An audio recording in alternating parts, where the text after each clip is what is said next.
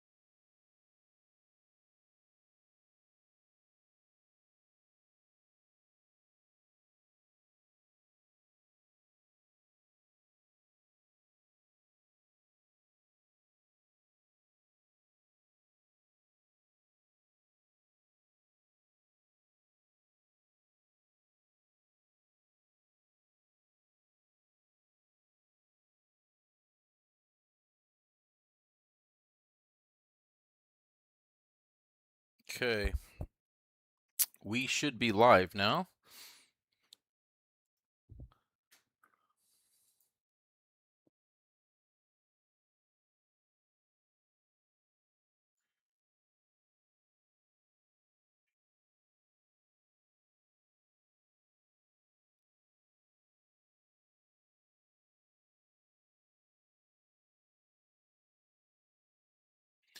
And I am gonna check, do a voice check here. We also have someone else with me today, Headwind, and he'll be back in a second.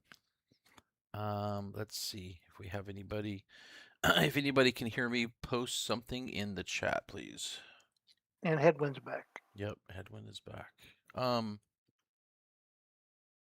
Interesting. It's showing the stream is showing my my toolbar instead of the stream. Okay, so let me close that and then check OBS because it's showing it's not showing that, it's showing the stream, like the sim. So Am I supposed to be in YouTube? what do you mean be in YouTube? No, no, no. You're going to be here with me in voice, and then you can watch it on YouTube. So I'm going to give you a link right now. Hold on. That's what I mean. I need to be in YouTube to see it, right? Yes. Yeah. And I'm going to put the link. You know where the voice chat is above us? Yeah. There's a link right there. Click on that and then load that.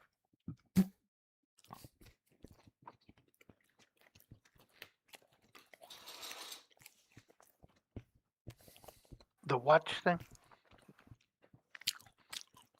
That the Lancair. Well, this is the thing you already did. No, it's not. It says live stream at the bottom. Look at the title. The last word says live stream. Okay.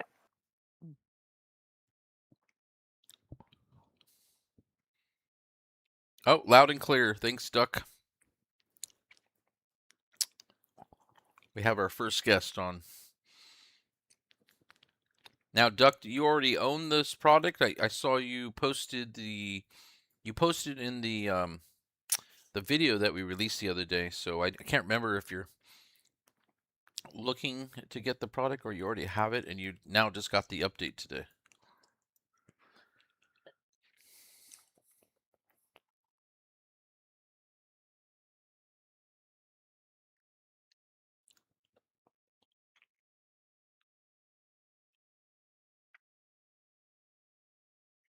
Oh, that's right. We have the bullet list what to talk about today in right here.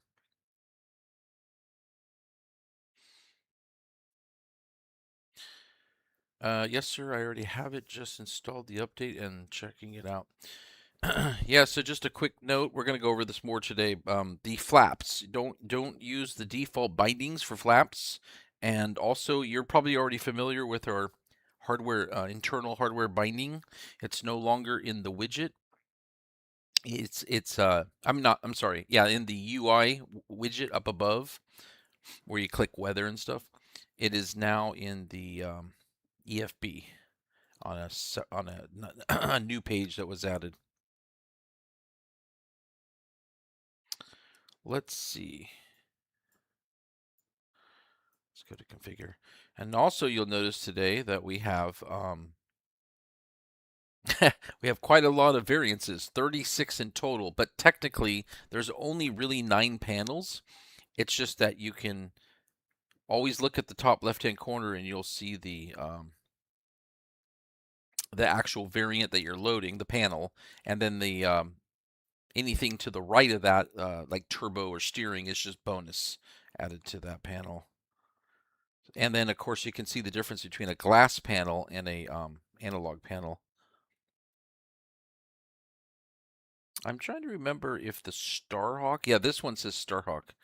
Can you? I don't think you can tell the difference between this and this. You cannot tell the difference between the Starhawk, so you just have to see the Starhawk symbol there.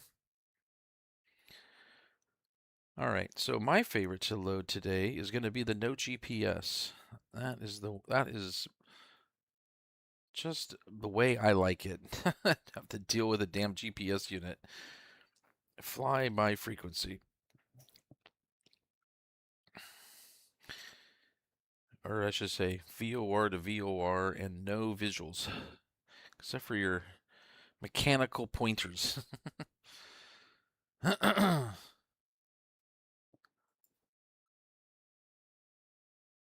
Chat disconnected while, what does that say? Please wait a while when we try to reconnect you. Successfully connected. Yeah, I've been noticing something lately with, I actually, by the way, Flight Sim is now going to be on PS5. I had to go buy a PS5. I obviously don't own a PS5. I'm a little old for that. And, when I plug in the internet for that, it'll always say like the landline is disconnected and then it's connected. It's like, but my computer never notices this, so it probably just doesn't tell me. But it seems like my internet is constantly going on and off. It's so weird. And it's a landline. So I wonder if that's why I'm getting these messages in chat here saying it's connecting and then disconnecting. It's weird. Ah, thank you. So you like the way it's laid out with the images. Yeah. I think the images is the key, because imagine trying to go through 36 of those and reading the titles. Oh God, that would be so annoying. And we've already on the dev forums, there's a forums for devs working directly with Asobo. I've already put up a post about making it to where we're going to have another tab for avionics. So you would pick your variant, then you would pick your avionics that goes with that, and then you would pick your livery. And so you'd pick the three together to put it together, because this is modular. So I guarantee that'll be coming, maybe in the next sim or later in this sim. And I can't wait for that. And we have there's like 25 other devs that voted on that, because it's a post where you can actually vote. And so I don't even, they always respond to my reports and stuff, so they're very responsive when I make a post, but they have not responded to that post. But the votes are right there, and they know about it. And I'm wondering if they're. Oh, what did I hear? Oh, somebody joined. Hawk. Hey, Hawk. Hey, Huck. I'm back. Just but so I got you a know. serious problem. Okay, hold on. Just so you know, you are live on YouTube with your voice, so just so you're aware. Oh. In some states, you have to know when your voice is being recorded. It's sort of illegal. But anyways, if you click the voice chat up above us or in regular chat, you'll see I posted a live stream. If you click on that, you can watch it live. We've got Duck is in there right now, and Ivan, I think, is his name in the chat. And yeah, we're just all hanging out, and we got the live stream so people can come back and watch this that missed it later, and they can learn a little bit about the products. But go ahead. What's the big problem? Is it about the legacy? I think it's a problem with my GTN 750. I can't get my flight plans to load into it. And I had 3 good flights this morning, and there was no problem. But this 4th flight, my flight plans won't load. And I've shut everything down to include my computer. Okay. And Do you have more than 50 in the list? yes. You can't have more than 50. Ah. It'll only do the Oh. first 50. Okay. gotta- Thanks, Edwin. I've never heard that before. Save make a directory, subdirectory, and then save a bunch that you don't use. Uh-huh. And make sure you never have more than 50, or it'll only give you the first 50. And it always adds to the end of the list, so your new ones will never show up. Well, thank you for that, because I didn't know it. I've been griping to the creators for a long time about that, but they don't acknowledge that it's the truth. But trust me, it'll work. Okay. Will do. I'm going to send a link to Braden. He was on the, you guys obviously know he's on the beta team. He just posted thoughts on the panel layout, question mark. So I'm confused what his question is there, but I'm going to give him a link to the hangar. Copy link. Let's see.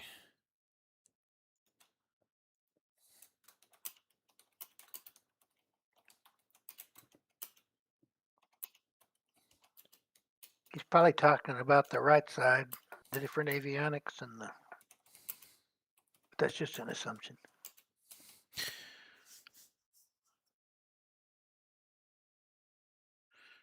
Okay, well, I messaged him. Anyways, okay. Well, then I don't need to go load that. I was gonna go check it, but I kind of knew it wasn't gonna be very. I wasn't gonna be very helpful with that because I don't even have any flight plans loaded.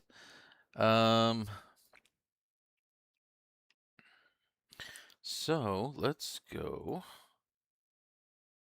No GPS. Okay, I got a great thing to show off right now. So so here's something for everybody to remember. That's and we do have a new user manual that's been updated. 1.4 is available on the main website on the product page. That's where you get it.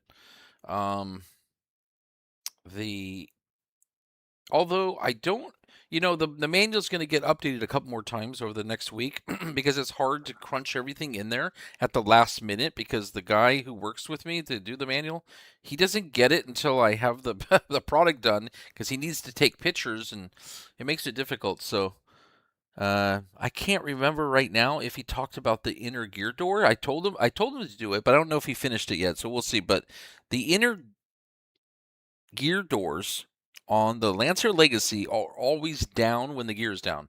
But you'll notice in the previous glass version and the Starhawk, the gear goes back up. And that's because Valen, when he designed his Starhawk, he doesn't want that drag there. And, because it's obviously there for approach and takeoff as well. And yeah, and it's a huge door. I mean, imagine all that. If you had a crosswind and stuff, that's a big sail sitting under there. So the analog, the door will be down. All glass, the door will be up. But if you drop the hydraulic pressure lever by the pilot's right leg and have no more hydraulic pressure, and the gear drops that way for an emergency, then the gear door will be down on all versions. So I had to write a little bit of custom logic for the inner door, and it is working great. But it's still based on the real modern hydraulic system, so it's all tied into that new system, which is so great. And I can't wait to see a lot of other developers move up to 2024's modular and modern electrical, modern hydraulic and stuff. A lot of these new planes that are coming out. They all look fancy and stuff, but they're still using their own old 2020 and just writing code to do things. And so it's just nice to see a real system. And I'm going to actually show a little bit of that right now. So let's see if I can. Now here's a problem. When I opened up this window before, the stream, for some reason, focused on this window. So I want to see if it's going to do that this time. So we want to go to... Yeah, I hit play on the stream, and I'm not sure what I'm supposed to be doing here on the YouTube. Let's go to my modern hydraulic. Oh, I have to load a flight to make this work.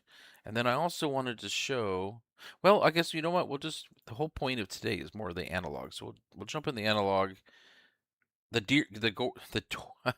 Can't say it. The gear inner door will be down.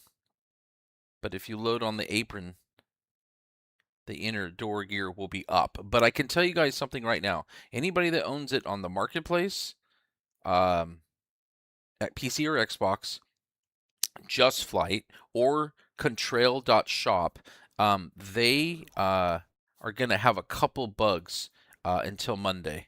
And that's because we had to fix a couple things this morning, some last minute things. This is just the industry, but if you load on the apron in the glass version, the door actually will be down. So every variant will be down right now. We had to increase. I guess my point is, let's see. I'm going to see what's going to happen with the stream here in 1 second. I'm going to focus on 3 different things here. So here is the hydraulic window. Debugger. Is that going to show correctly in the stream? You guys see both my sim and this window? Like that?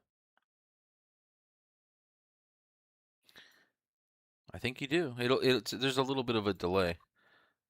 Yeah, no, I am. Okay. Yeah, by the way, don't forget, you might want to turn your sound off in the stream because there'll be a huge delay. Yeah, okay. Yeah. And anyways, yeah, these modern hydraulic and modern electrical, all this stuff is so amazing because it's like there's actual physical lines going to everything, and you've got your actuators, and you've even got reservoirs. I mean, what's the thing I'm thinking of? You can do a headwind. Remind me of the name.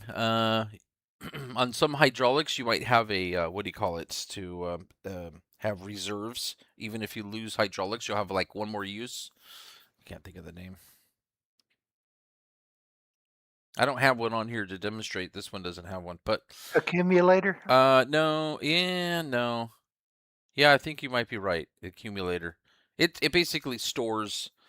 Yeah, accumulator Yeah, is what it yeah, stores. yeah, and it also has the ability for that and stuff. So, so anyways, so the bug in those other stores that I just mentioned, because we had to release those yesterday, and today we released to our store. So on our store, there are no bugs. These buttons right here on the sticks are completely missing. How that happened? It just happens, and then nobody notices because it happened at the last minute, and even the beta team missed it. Also on the glass version, there's a COM2 radio. The swap button, you can't swap it there. So you can't swap it here, you can't swap it there. So that's unswappable right now in the COM2 radio. But that was it. And then the door in the glass version, the But you can the set up a door keybind to do will the be swap. down in the glass version. But again, not our store, not in from my store. So if this was a glass, you're going to see this door down where it wouldn't be. It would actually be up. And we had to increase the timer. And the reason I want to mention this is Sobo never designed this. They're going for realism, but it's not like I'm always reporting bugs because they don't think of everything. So what they didn't think about was, well, when you leave the aircraft and you come back the next day, there's still hydraulic pressure in the lines. But when I load cold and dark, the hydraulic pressure is gone, and you got to turn on the electric pump again to get that pressure back.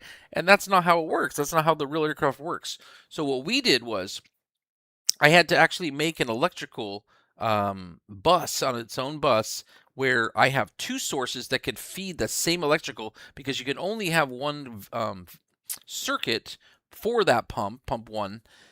And so we have the battery, obviously, the main bus is feeding that, and that fills up but what we did was we made a timer, and we made a logic that will actually turn on another kind of fake behind the scenes circuit just while you're loading the aircraft on the cold and dark situation, and then the timer allows it to fill up. And during testing, I would hit escape, and then I would hit restart, and the timer was perfect. But what we found the bug was today was go back to the main menu and then load, and it takes 20 more seconds. So we had to increase the timer. So there you go. That's why sometimes these bugs show up. It's so hard to make a product like this perfect.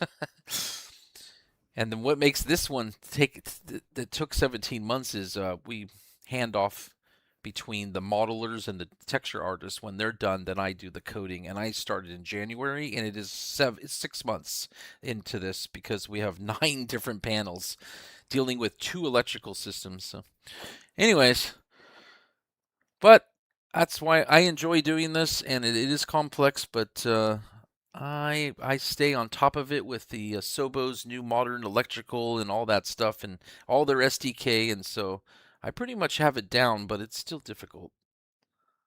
But here's what the the debugger looks for the modern electrical. So you have circuits, you've got relays, you've got buses, you've got your lines. These are the lines between buses and circuits, and you can control how those get turned on and off. You've got your breakers, which in our failure system, we've got all the breakers. You can see none of them are popped. And yeah, I love the new 2024, and the modular just makes it so amazing because I'm not sitting here making a million different models. Like I don't have to make 9 different interiors of the aircraft. I make one interior of the aircraft, and then I make different models of different avionics, and then you have different attachments in the presets that allow you to set it up differently. So modular is great. Let's see. Any reply from Braden? Nope. So introduce the Lancair Legacy 0.3.4 and complete the analog release. Okay, I'm not quite sure what that bullet means for the stream. Let's check if we got any questions in the stream. Cockpit layouts are displayed is so convenient. Same with the marketplace version. Yeah, Ivan, the marketplace version will be broken until Monday. I'm gonna get them a copy late tonight. Then it will be there in time on Friday to go out on Monday. So on Monday afternoon, those bugs will be gone. So again, it's gonna be that inner door won't. It's not really gonna interfere with you. These two buttons will be missing, and then there's the COM2 radio. The swap button doesn't work. So that's it. That's just nothing major. Couple minor little things. But you can do the swap button in a keybind. Yeah. By the way, COM2 swap. we never really offered the update for free. The whole project always had the full analog and avionics from the beginning of the project. It was always going to be everything. We just put out a pre-release because you really don't want to try to build the the glass and the avionics at the same time and be playing too much jungle work. You want to completely finish the glass, and then you can really focusing on how you're going to get the analog in there without disturbing the glass. And so I had planned ahead, and I made one of our sections of logic is called common. And so it basically, we have like the same switch here is the same one in the analog. So we have a lot of common ground. And then since it's modular, I can also have logic that goes only specific to that type. It's either going to be the avionics or the glass, and then it has its own coding in there. It was a challenge when it came to the electrical because we also had to make two electricals. But probably for modular, I would recommend for developers not to do glass and analog in the same product. Even though the whole point of modular is supposed to allow you to do what I did, that's why it took 7. It's too much work, especially with 9 different panels. So we're probably going to be focusing on more popular twin and single 1980s, like the 414 type of aircraft, maybe some turbocharged, and we're going to go with more just analog panels. Glass doesn't seem to appeal anybody. We don't see a lot of big sales in glass, so it was really. One reason we really had to do the glass was we had our legacy pilot that came in to help us with letting us scan his plane. He recorded all the sounds. He owns the award-winning Starhawk. So he brought the project to us with so much resource that we can bring you so much realism. So of course we had to do the glass because that's what his is. So I would have never done the glass, to be honest. In the real world, pilots want glass, and in the sim world, pilots want analog. It's really the opposite.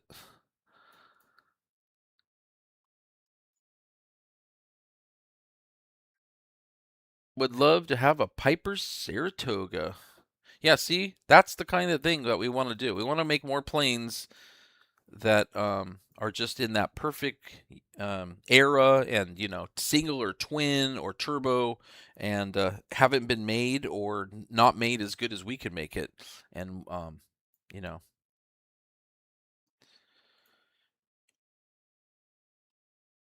what's on this list here? Show the 5 new analog panel configurations. All right, let's do that. Let's see here.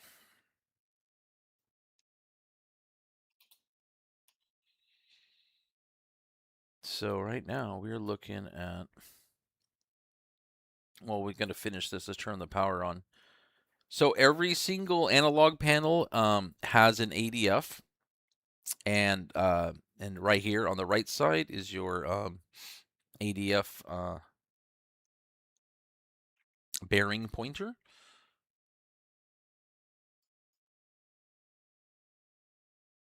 Another thing we'll be doing in an update is making sure that the power buttons on some of these avionics that have the individual power buttons, These will be on save state. I think this one actually is, but according to the beta team, I don't think it is. We're gonna work on that. So we still have a couple little tiny minor things that we're working on the fine tuning now, but we're pretty much stable. I've talked about on the video why we did the Cap 140 autopilot. It's a certified autopilot, so you're looking at $12,000 versus an uncertified, where people think you can't put a certified in an experimental aircraft. Yes, you can. It just costs more money. People don't want to spend $12,000 when you could spend $3,000. But the autopilots that go in here that would be this size, in not a little tiny square. Most of them you need an external, like an S-Tech 100 altitude selector, pre-select. This one's built in. To me, I prefer something like this. The Sorcerer, that one's built in, but it's so non-Microsoft Flight Sim, like no default bindings, that you would be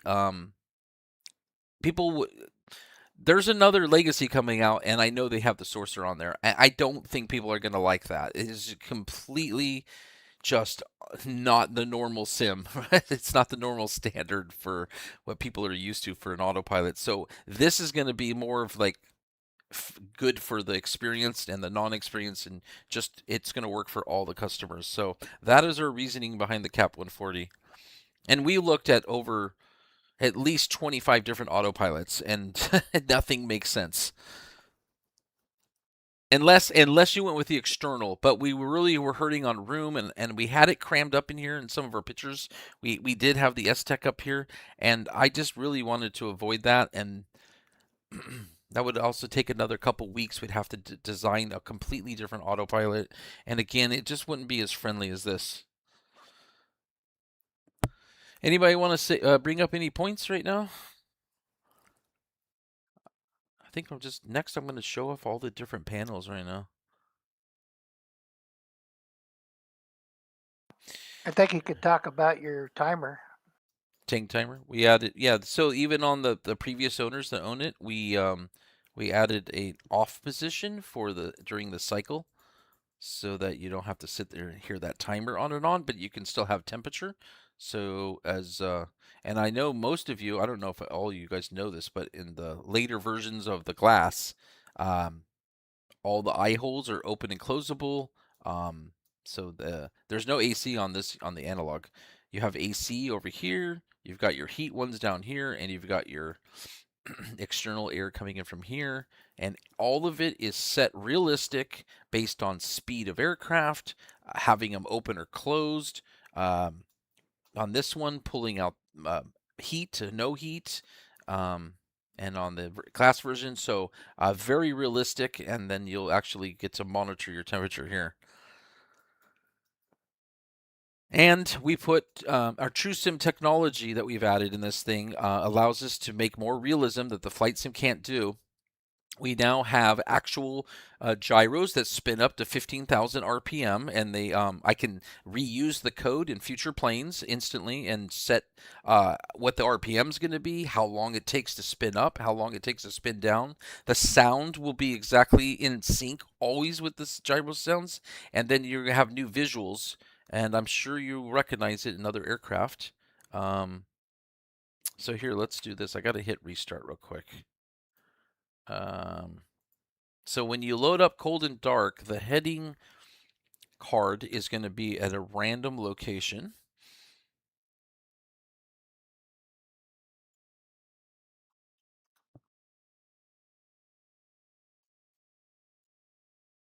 So right now the wet compass is 2.4. We're over here at 140. I have my sound off. Let me turn on my sound. Let's see here. I'm not gonna turn it too loud. So you guys should be hearing sound. I don't know if you were hearing. Well, I guess never mind. I don't know if the would OBS pick up the sound even if I had my PC sound off? Do you guys know that? I think it would have passed through anyways. Yeah, the OBS is showing that the MSFS 2024 does have audio. All right, here we go. So turn on. So this is this gyro is electrical, and this one is vacuum. So there'll be a delay until it starts spinning up, gets a little bit more speed, and then it's gonna, based on how far it needs to rotate, it'll have a different speed to get there, and then it will vibrate, settle, and then the flag goes away. And now you can hear the gyro running in the background, very, very quiet.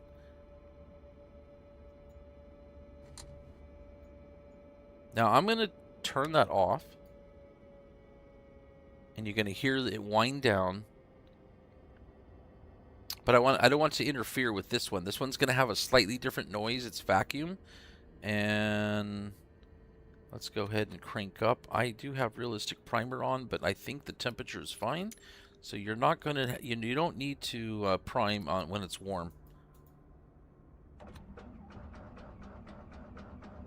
Okay, I have the engine plug still in. There we go. Oh yeah, and then you could see that the gyro was coming up, but then it didn't start, so it fell back down. And then there's your realistic gyro animation now. And then once the flag goes away, once the gyro gets up to 15,000 RPM. So, also people think that this is broken or something. It's not. We might actually reduce the amount here. I've spent probably an hour trying to get this thing to be the way we want.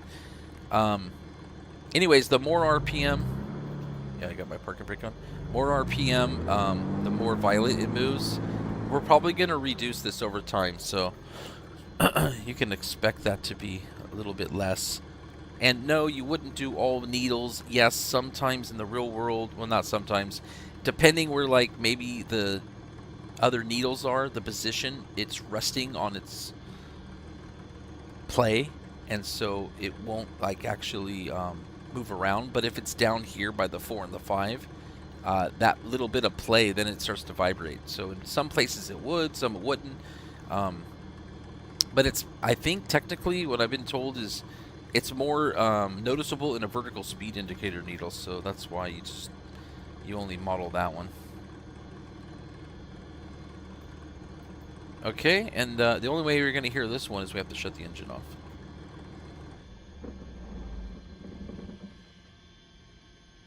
So you can hear that running in the background. This one takes a lot longer to come down than this one does.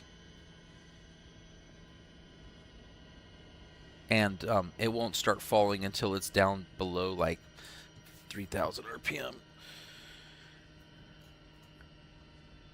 Alright, so let's jump through some of the... and then of course that will fall off to the left. It'll come down like normal, but it's going to do it based on the gyro. Not the default one that you see in Microsoft Flight Simulator. So let's go ahead, jump through some of the other analogs. So, yeah, 430.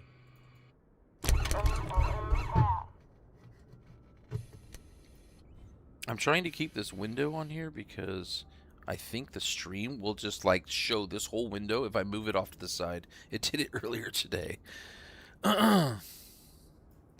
So the 430, the only difference is instead of 2 KX155s, you got the 430 for your nav and comm 1, and then the other unit is going to be your nav and comm 2.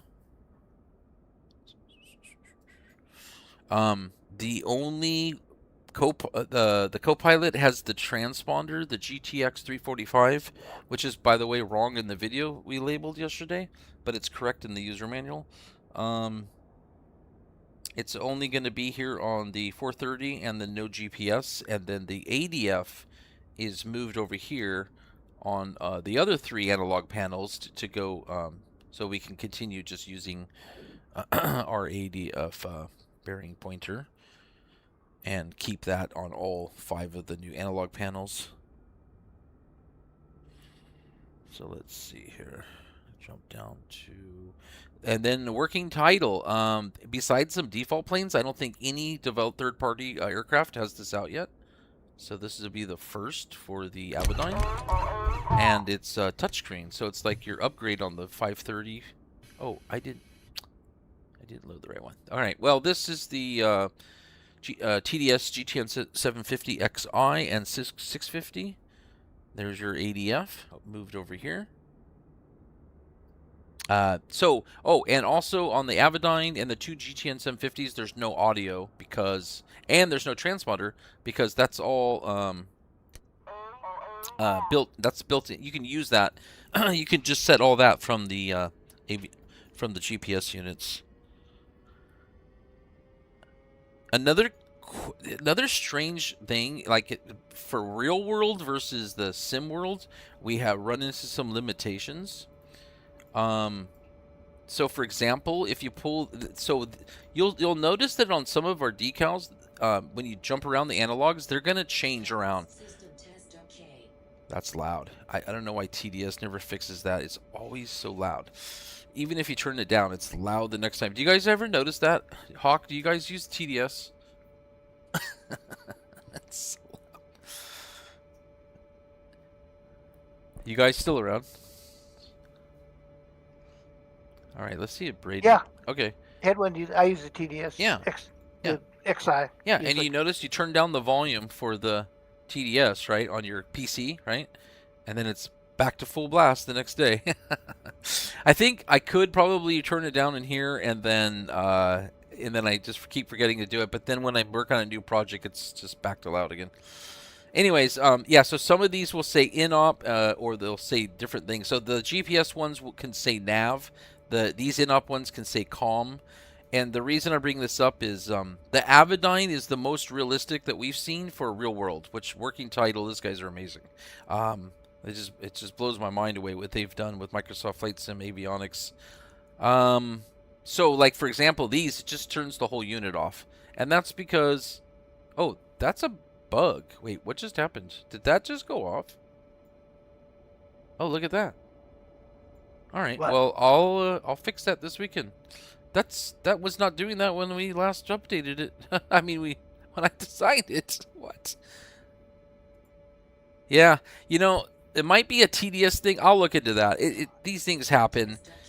It was completely working before. I bet you on the PMS 50 it's working perfectly fine. TDS, I always have a little problems with the avionics. It looks like both units are tied into the same circuit. That's not supposed to happen. So this one would cut off that unit, obviously. But the point here is, in the Avidyne, you can cut the electrical to the navs and the comms, and they'll come with like red. There's like crosshairs up in there. And I'll show you that in a minute. But you can't do that with these units, so that's why we just in-op these. Technically, you're still pulling the comm, but I think it will still work in the background. So we had to play a little musical chairs with the with this here. We're not going to design.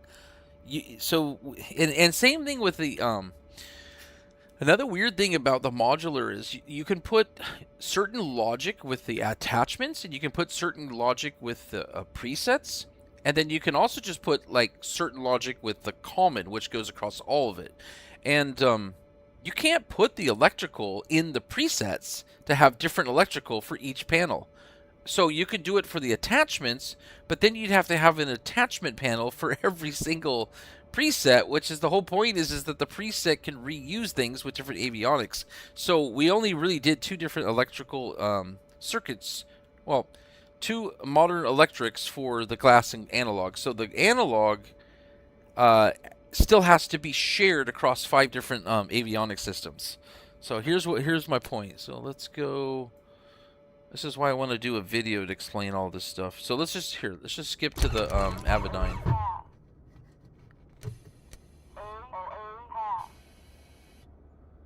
And now it'll be nav 1, nav 2, comm 1, comm 2, and you can't see it unless you right click. So there's your nav 1, and then there's your, gotta click that again. There's your comm, because that's now comm. And then down here you got your comm 2 and your nav 2.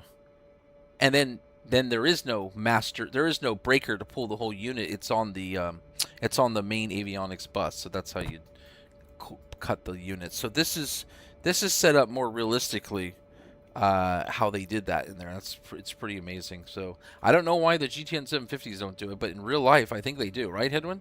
They would obviously do what these do. You'd be able to, you'd be able to cut the power to those. So it's just more challenging work where it just takes so long to make these planes for you guys. Is insane. And so we would love to put out 2 planes a year. It's not possible with the amount of realism and detail that we're going into and giving you so many variances. Okay. I want to go to the 750. So again, the 750s and the Avidyne, you got your oh yeah, that's interesting, by the way. So I don't think the Avidyne has an audio. So the 750s don't have the audio these do. Right? Is that right? There's no audio in the... But there is audio in the 750s, which is so strange. And then this does have transponder, and the 750s have transponder. So we got really lucky to where we could put the ADF in all 5 perfectly, where it sits over here, and then it sits over here on the other 2, no GPS at 430. So the musical chairs worked out really well for us on this one. We got really lucky. This little area, it's musical chairs too, and it worked out too as well by us changing the labels on them. It was a pain, but it worked out.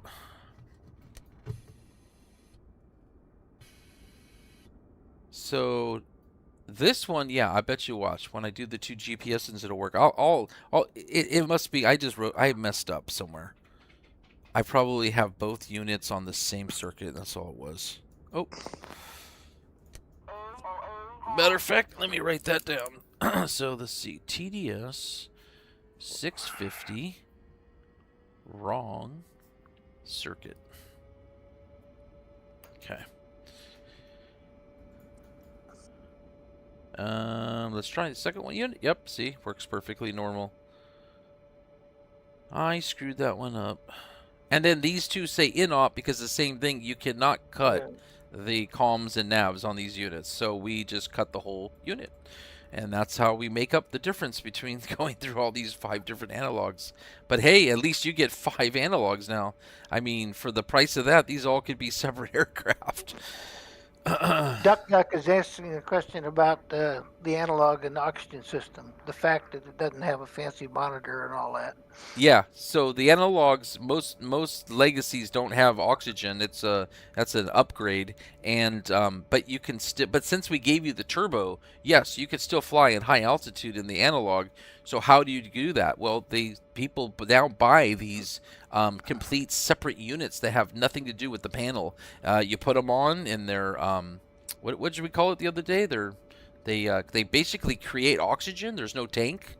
And you just charge. You have to have electrical. You have to charge them up, and they're portable. It's a portable oxygen system that you bring. Can with be you. done both ways. Just the old-fashioned bottles or that. Yeah. So you just basically just fly a high altitude, and you know you got oxygen. You're fine. That's basically what you would do. The 414 is pressurized. It doesn't have an oxygen monitor system. It just has oxygen. You turn it on and use it. There's not a fancy monitor or anything, except the little green. Oh yeah. Well, I don't think he just means. But his hose. question isn't about monitor. He's just saying, does this even have the oxygen system? And the truth is, yes, but it's portable. It's portable, and the pilot brings it with him in his bag. If that makes so, does that answer your question? Because that's basically what's going to happen in reality, and there is not going to be a full built-in system in the Lancair Legacy. That's going to be very rare in some Lancair Legacies, like the Valens Starhawk. It's the fancy. His is the fancy one, but at least you get it right. you get to fly that one too. All right. Did I not load one of these? I think I loaded them all. I did the 430 and the no GPS. We started in the no GPS. And of course the Avidyne's touchscreen and stuff. I don't really know it very well, so Oh, and by the way, on the Avidyne, in the upper right-hand corner, there's a knob. You have to rotate that. That's your GPS and V-lock mode selector. There's technically one on each unit, and they both will change the mode, but only requires one of them to actually work. The other one is like a dummy one, so just let you guys know. Can you show where that is? Yeah, you want to In see the it? Avidyne? Yeah. Yeah, because I couldn't find it when I was trying to fly the Avidyne. Yeah, it's just the upper right-hand knob right here. You just like rotate it, and then and then pressing it does something else, by the way. OBS. Can you show the Avidyne? Yeah. It's A gonna. Avidyne? Yep. See? GPS. V-lock. You just rotate it. Yeah, I had trouble finding that too myself for a while. I was like, where the hell is it? Yeah, I never did. Yeah. Let's see. And then you want to right-click this, not left-click it. And then I'm going to go view. Oh, wait. No. Yeah, there it is. Wait, no, I'm trying to swap. Oh, yeah, you have to press that to swap. That is swap. And Okay, thank you. I'm at the wrong airport for that to be detected. So, is somebody join us? No. Somebody came and left, I think. I don't know. I heard the Discord. Oh, maybe Hawkeye dropped in and out, or one of you guys dropped in and out. I don't know. Do you hear that when I turn my mic on and off? No, you wouldn't hear that. Good, because I hear it in mine. Well, let's see. You know, I was thinking too, by the way, in some of the more some modern. Well, anyways, I'm not gonna mention that. Okay, let's see what's on the list.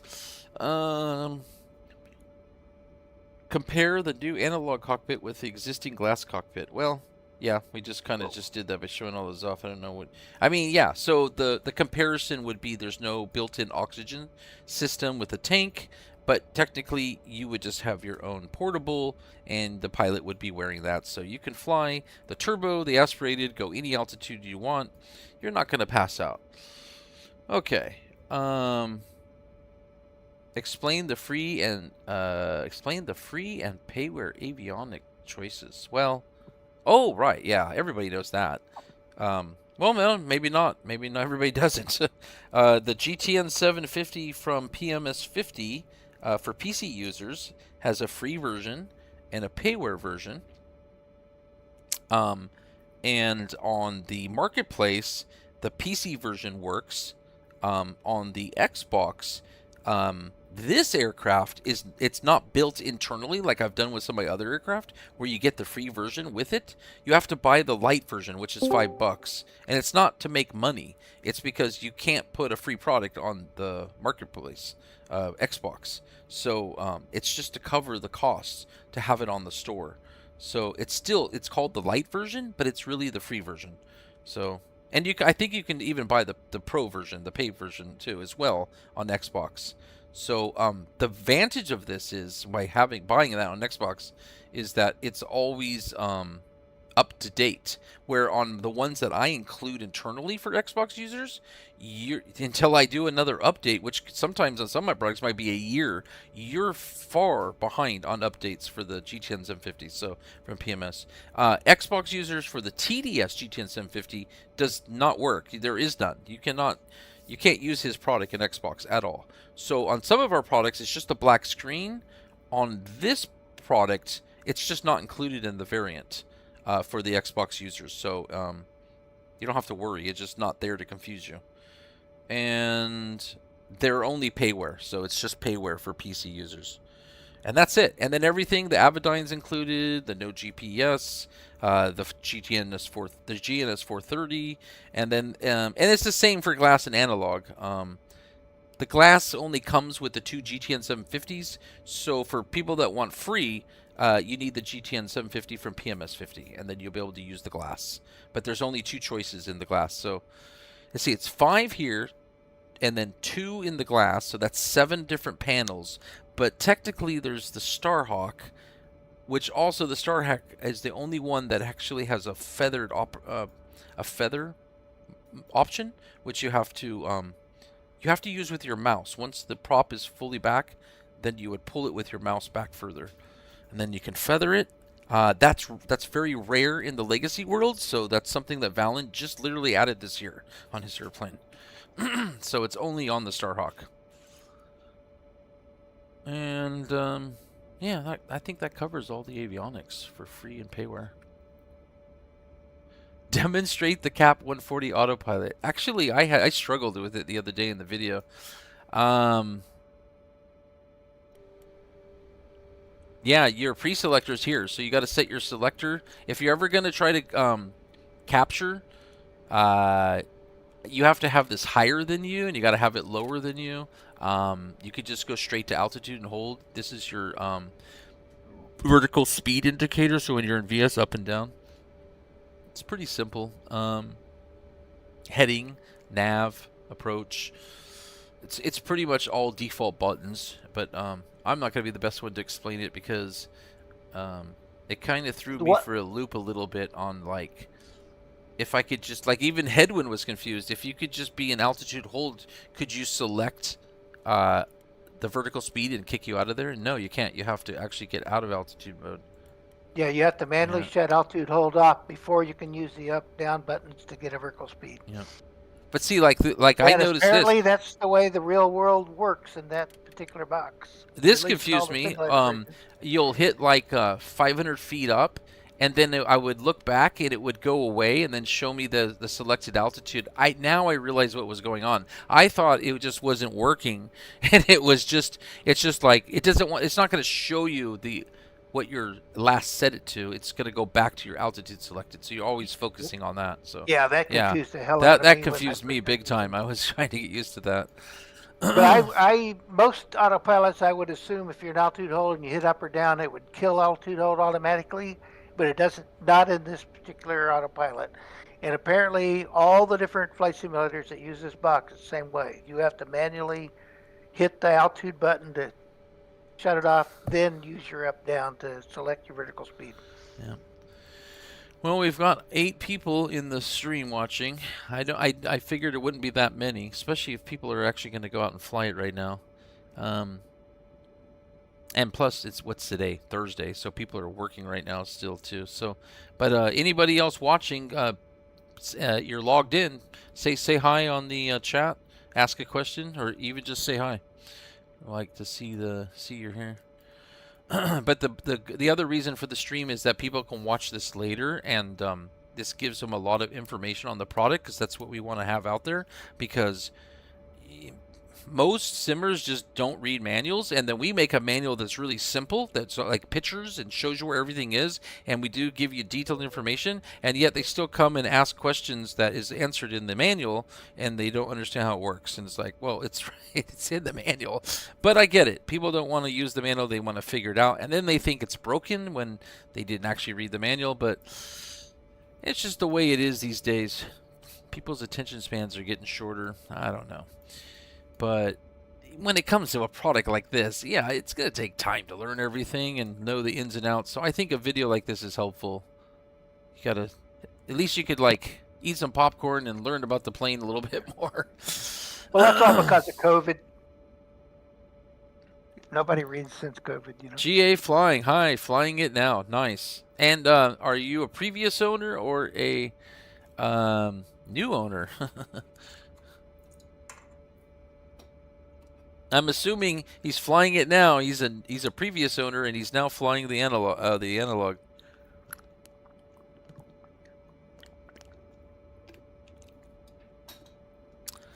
Okay, what else do we have on our list?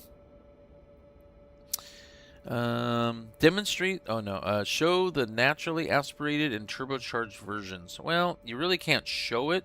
You can talk about it because you really don't see any visual differences. We didn't really put time into that. Even though that engine is extremely highly detailed, we didn't actually put a supercharger in there. Because Valen doesn't own one, and we scanned his airplane. We didn't scan the engine. Actually, 3DR also modeled that engine by hand from images, and it is absolutely mind-boggling realistic. It just blows my mind away. I guess people that have never seen it, I should probably show it. Let's turn that off now. That's weird. I've never seen this before. Do you notice something? I'm in character mode. Oh, wait, maybe the parking brake's not on. Is that what it is? What the hell's going on? Wait a minute. And why is the stick stuck to the right all of a sudden? Something strange is going on. Okay, the hot swapping from this tool, I think, is messing with things. Let me see. That was strange.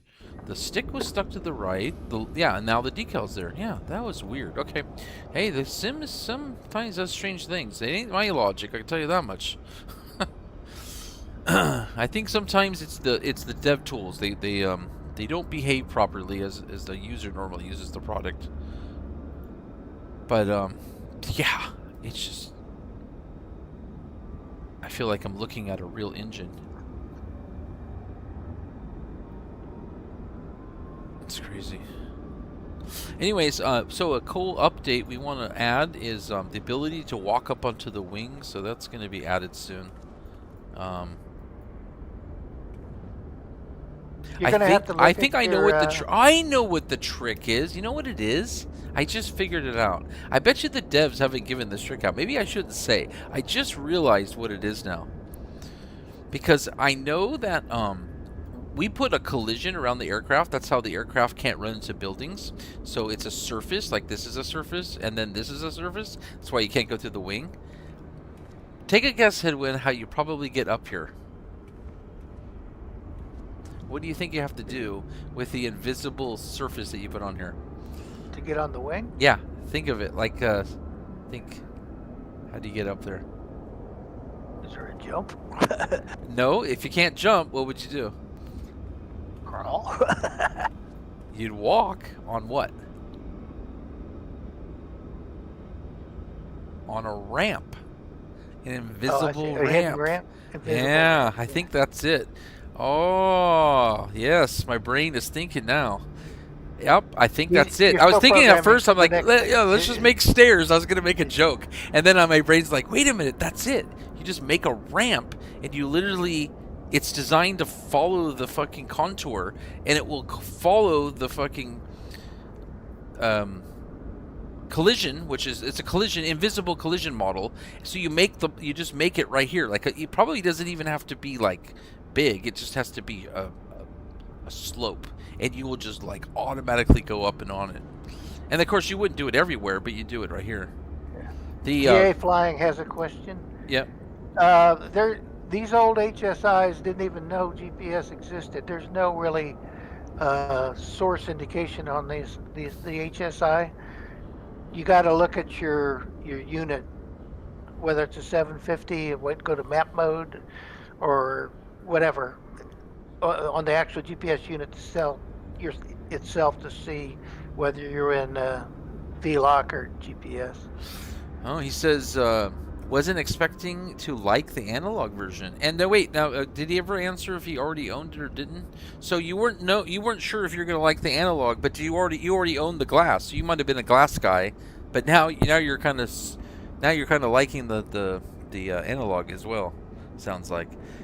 And then Headwind, I didn't quite follow you on that. I'm just going to read it. By the way, is there supposed to be a deviation indication on the HSI for the GPS sources? Ah, for me it seems to only work for the radio navigation ones. So that's a great question. Here's one answer. In the no GPS, it's always in VOR. I mean, it's always in VLOC. You can't, even if you have a hotkey for it, it won't let you put it in GPS mode. And then in the GNS 430, there's an indicator on there. And then I think the rest of the avionics also have their indicator. And like we just showed you on the upper right-hand corner. But not on the HSI itself. It's in the box. The HSI doesn't have any indication to tell you what source it is. Yeah, By the way, Caruso, that's a cool name, Caruso. Anyways, I spoke to you a few times now, and I don't know if you got my message on the video, but Black Square and just like all the devs, we all set the little vibration thing. But yeah, his was so violent on his. I thought that was like some custom coding he did, but it wasn't. So I don't know if you got my reply, but let's fire up the airplane. We all the stores won't have this vibration that you're going to see here until Monday. Our store, it's included. So depending on where you bought it, you're don't think it's broken. It's just Caruso brought this to my attention, and I agree with him after watching the video. You know what's funny, Caruso? I actually set this 3 months ago, the number, when we were working on the engine performance. I set it, and I had to bring it down from 1.0 to 0.4. And even... okay, never mind. I won't say anything. But even some other devs, let's just say, had the number way below 1, and it was still pretty strong. And I had to bring it down, and now it seems to be really weak. Like, maybe in 2024 SU5... now you have to turn it back up or something, because we had it stronger. So look at that rock. You can see way more rock there, even if it doesn't start. And then watch the wing now, the whole wing, as you're sitting here at idle. So take a look at that. I'll let it sit there for a minute. So anyways, Caruso, oh, cool. I'm glad you'll buy it on Friday. Come buy it at my store. You know, we get the biggest support. You get the fastest updates. And so it's kind of a... it's a win-win all when you get it from our store. And we have the new updater app, which actually makes it real simple to update with on a app on your computer without having to go to the store and log in. So much easier. Yeah, so there we go. So that's pretty much where I have it right now. We're going to also get some more feedback from the beta team and see how they want it more or less. But the cool part is, let's cut the fuel and just look at the crank. Watch, we'll just crank it and look at this. It's not going to be as much. By the way, it is true that a 4-cylinder will be more violent than a 6-cylinder. Because I think the 4-cylinders, they're just, I don't know what the reason is. We were talking about the other day.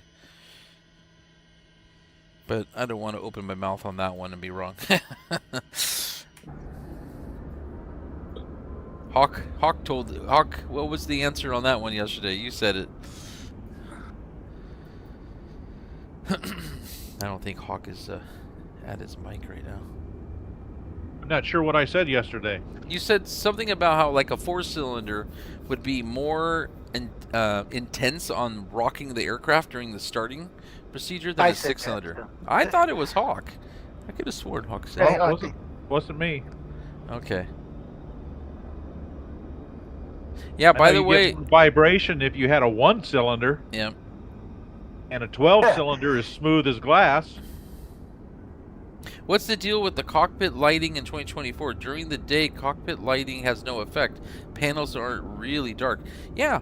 You mean not the panels, but you mean the LCD screens, like the digits. So you can actually control the brightness in here. And so right here, you have control of the brightness right here. So we've given it to you so bright right here that at night it's too bright. You're gonna have to turn it down, and then so vice versa during the day. But yeah, I will admit we don't really have.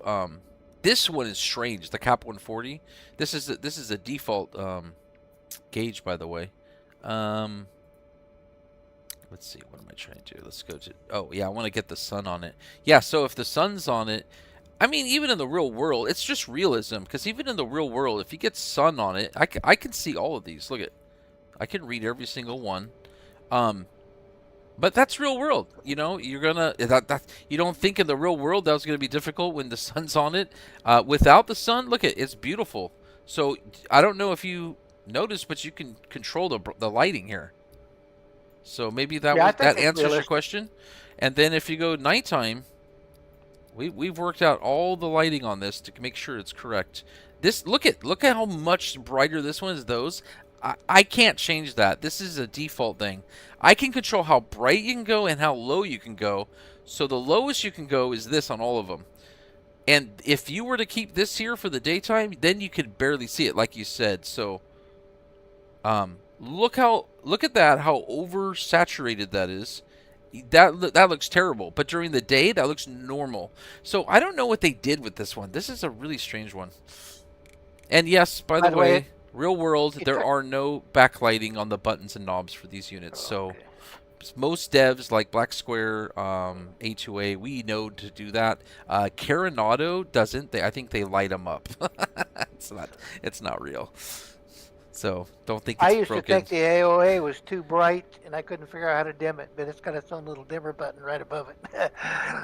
I thought it would be on one of the knobs, but it took me a while to figure out you have to hit the dim button to dim it. So, Caruso, what do you think about the new amount of vibration? What's your vote? More or less? We're still going to have more votes coming in on the beta team, so I'm going to get feedback from them too, but I want to know your vote. Because you're the one that brought it to our attention, so you get the credit on it.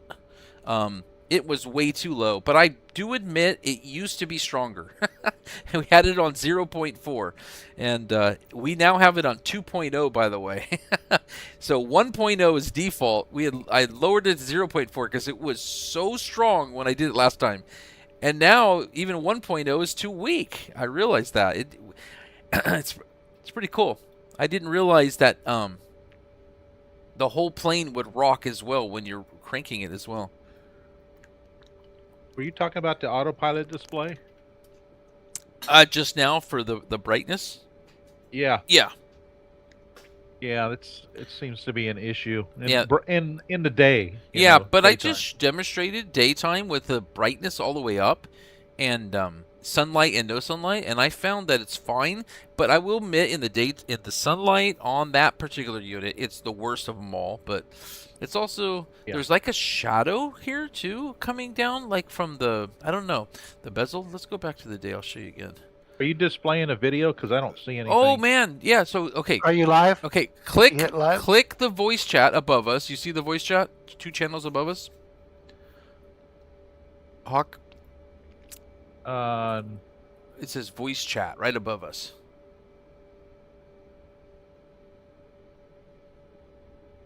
In Discord. Trying to find in it here. Discord. All right, here I'll send you a direct link into your private message. To your private channel, okay? All right, I just sent you a link. Click on. Oh wait, no, that's not a link. That sends you back to here. Hold on, I gotta give you the actual link. That's to where it was. Okay, click. What? Okay, hold on a second. I'm giving you guys the wrong link. The hell? Let me get my browser open.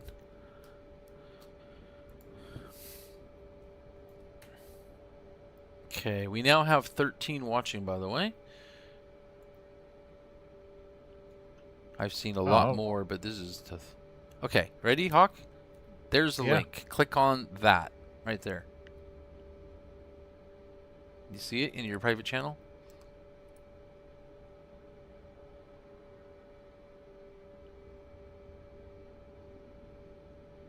You're looking at direct messages, right?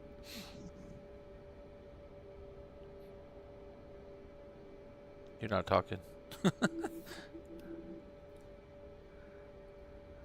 I got a YouTube listing from you. Yeah, I just sent it. Yep, click on the Flysimware Lancair Legacy, right there in the middle. You got it? Yep. Okay. Then you hit so live. You are live with Headwind and and they can hear you. And there's a chat there to the right. It's a live stream on YouTube. And you see? Do you see the chat to the right? Matter of fact, the latest chat is David. He says, "Congratulations, Momo, and the team on the amazing release. The Cap 140 is out of place in era, right? Non-experimental, we know that. But literally everything else is perfect. Yep. But we find that actually it's in place in the sim world. It's the best one out of 25 different autopilot units we looked at. And if you're going to put a $20,000 GTN 750 in there, I mean, you got the money to buy Yeah, it would be crazy to buy a $10,000, $12,000 autopilot when you don't have to, right? Because a non-certified autopilot would only cost you $3,000. But we're talking like But the there's no Sorcerer, restriction to and nobody. No. You know how pissed off my customers would be if I Yeah. gave them the Sorcerer. To be honest, it's it not looks like illegal to A2A use. is going to give out a Sorcerer. So I'm curious to Yeah. see the feedback on that, because that autopilot is not easy, and it is completely Yeah. non-functional. So if he doesn't give you custom hardware binding software like we do, you're going to be in trouble. And by the way, I did actually make the Sorcerer. I coded it and everything, and I'm not going to give it out. It's not worth it. No way. I got it 80% done, but we were going to have to give you custom bindings. And, maybe 10% of our customers would have loved it, but that's it. And the 90% of the people would have been so pissed off. So, anyways, so that's the reason behind it. But yes, we are aware that you want to buy a uncertified autopilot on an experimental, because it's a fraction of the price. It's pretty obvious. But it's not illegal. Right, it's not can illegal, use a and you can put. certified. Yep, and that you do know that, right, David? You can put you can put a certified in an experimental. You just can't put an uncertified in a certified aircraft. You Not can't use do it the for opposite. Well, you could, but you couldn't fly. a So the Farmers. only reason you don't see them in there is because why would you waste $8,000 on something that doesn't have to be certified?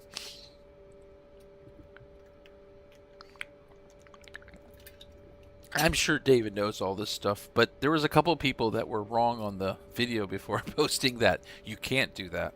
He didn't say that. He just said it's out of place.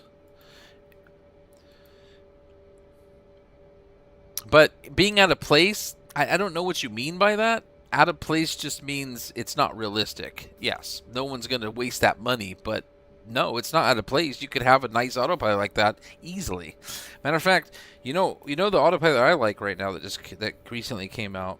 I can't remember the name of it. It's a touchscreen, and all the on the touchscreen is all the buttons, and then they're just like it's like a Stream Deck, and you just push the buttons that you need, and it displays the information inside the buttons, and you can configure it for your aircraft to have or don't have, like like a flight director and stuff like that.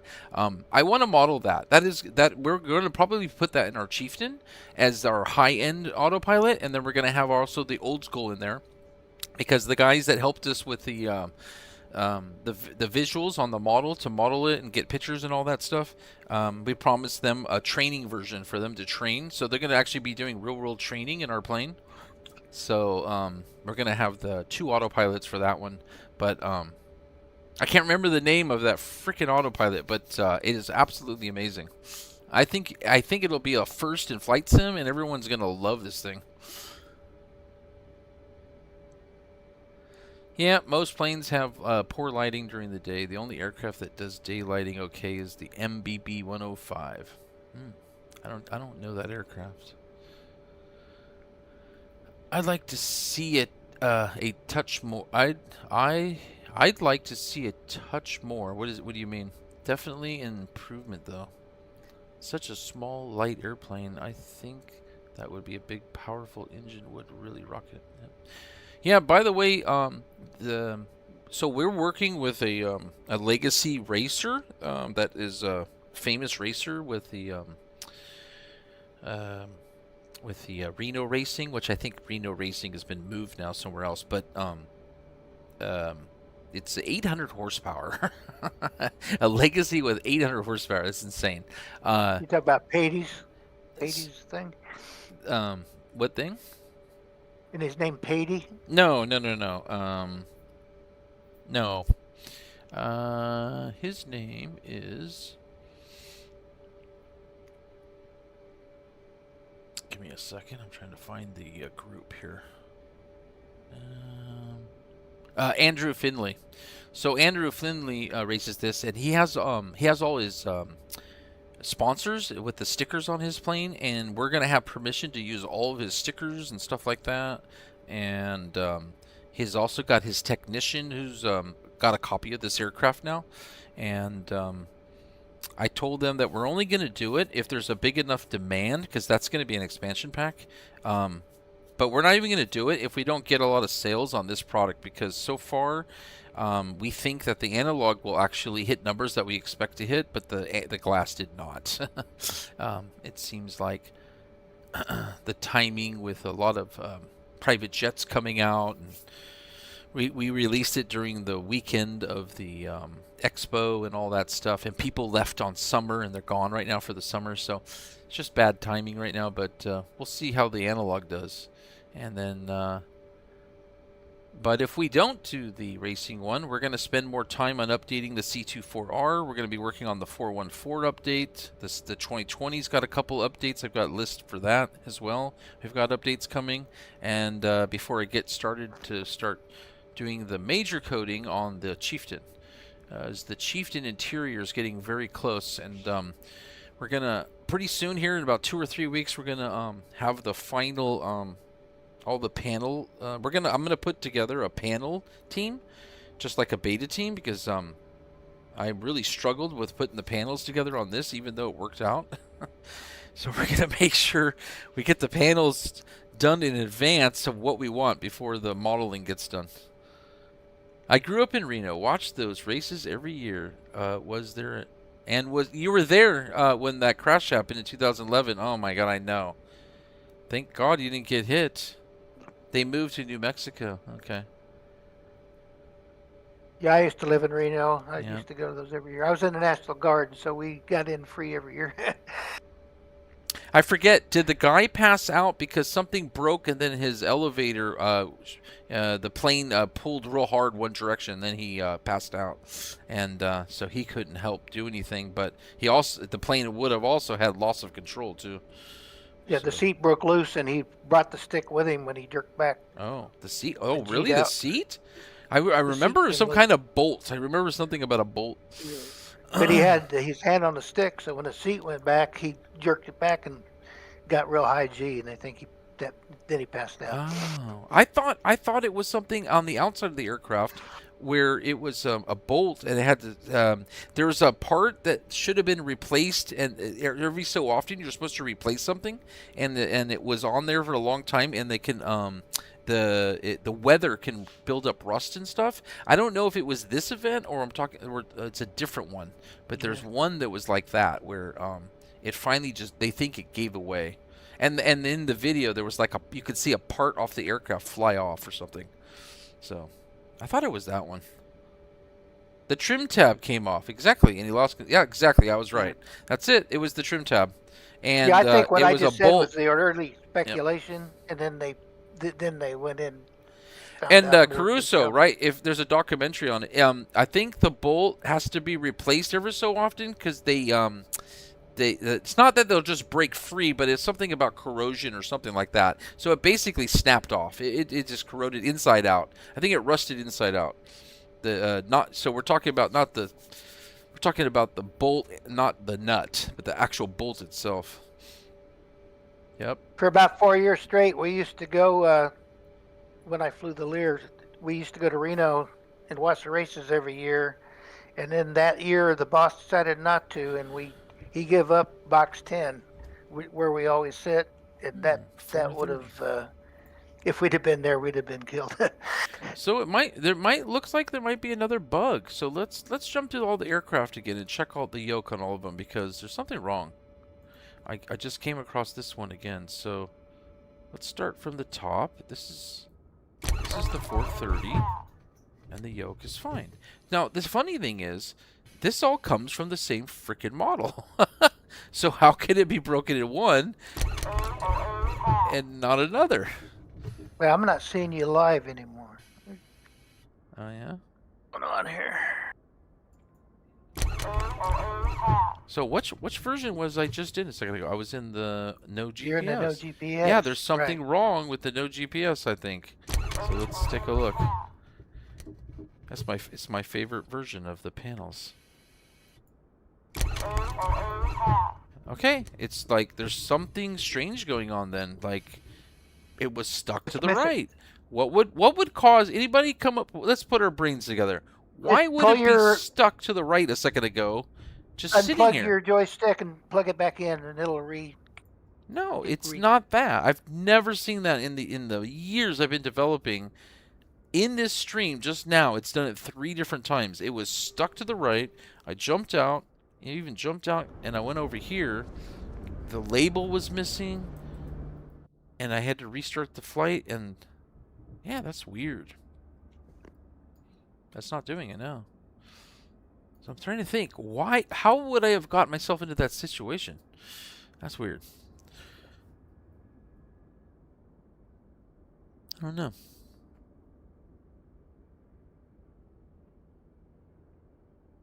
Yeah, so Caruso, that whole idea about doing the custom logic to make it vibrate and all that, it seems like that would have been really tough. And back in the FSX days, there were developers that did that stuff, and it was quite impressive because you had to link everything in the aircraft to like one master parent, and then that parent would control the rocking.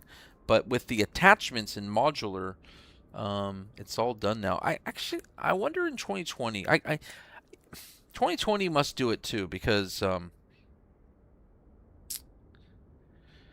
yep, the high G-forces from the race broke the bolts off. I was about 100 feet from the crash. I got down on the ground and the parts from the plane flew right over me. My son got a burnt on his leg. Oh man. That's sorry to hear that. I mean, thank God he's not. That was all.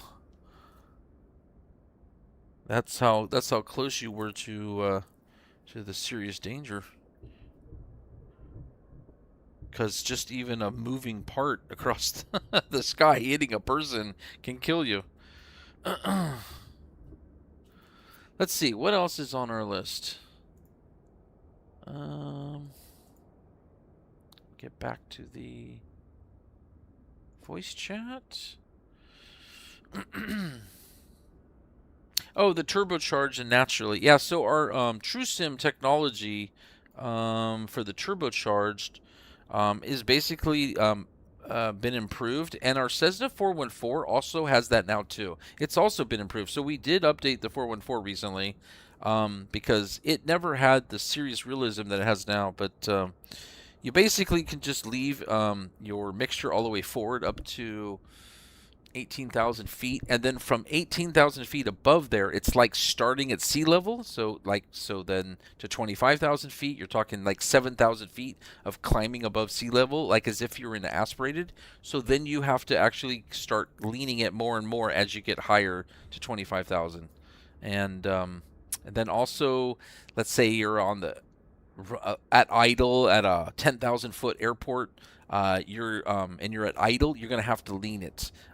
It will get really low RPM. Sometimes it will like just barely be running or dying, so you got to lean it. Once you get the RPM up, it builds the pressure, and once the pressure's up, then basically it doesn't require less fuel. You can put more fuel in there, so then you can just go back to being more rich. So so Microsoft Flight Simulator doesn't offer the ability to do turbocharged aircraft, so it's taking our TrueSim technology to be able to do that. So technically, this is not animated on the default AVAR mixture animation, and even when you bind to the AVAR, you're not really communicating with this. You're communicating through our WASM, and that's our TrueSim technology, and then WASM tells this thing what to do based on that. So you could have it here, and our WASM really has it here. I mean, the point is we're in control of it and not you, except for when it's supposed to be well, I mean, you're still in control of it, but sometimes it's not what you really think it is. Explain the 36 total aircraft variations. Yeah, I already kind of mentioned that earlier. There's 36 because some people don't have rudder pedals. So this is this aircraft has free-cast steering, or people are steering by brakes. You you have to hit right brake, and then the plane will turn to the right when taxiing and stuff. So there is no linked steering to the front strut. So for those that don't have toe brakes, in the variant, there's a option for steering. It says steering. Select that one, and it's fake. It's not. Legacies don't have steering, and so basically you can use twist on your stick, and you'll be able to steer the aircraft. And this way, all of the customers can enjoy the aircraft. Or somebody that might just prefer steering and they don't want to deal with toe brakes, but they have rudder pedals. You could just use the steering just because you want to.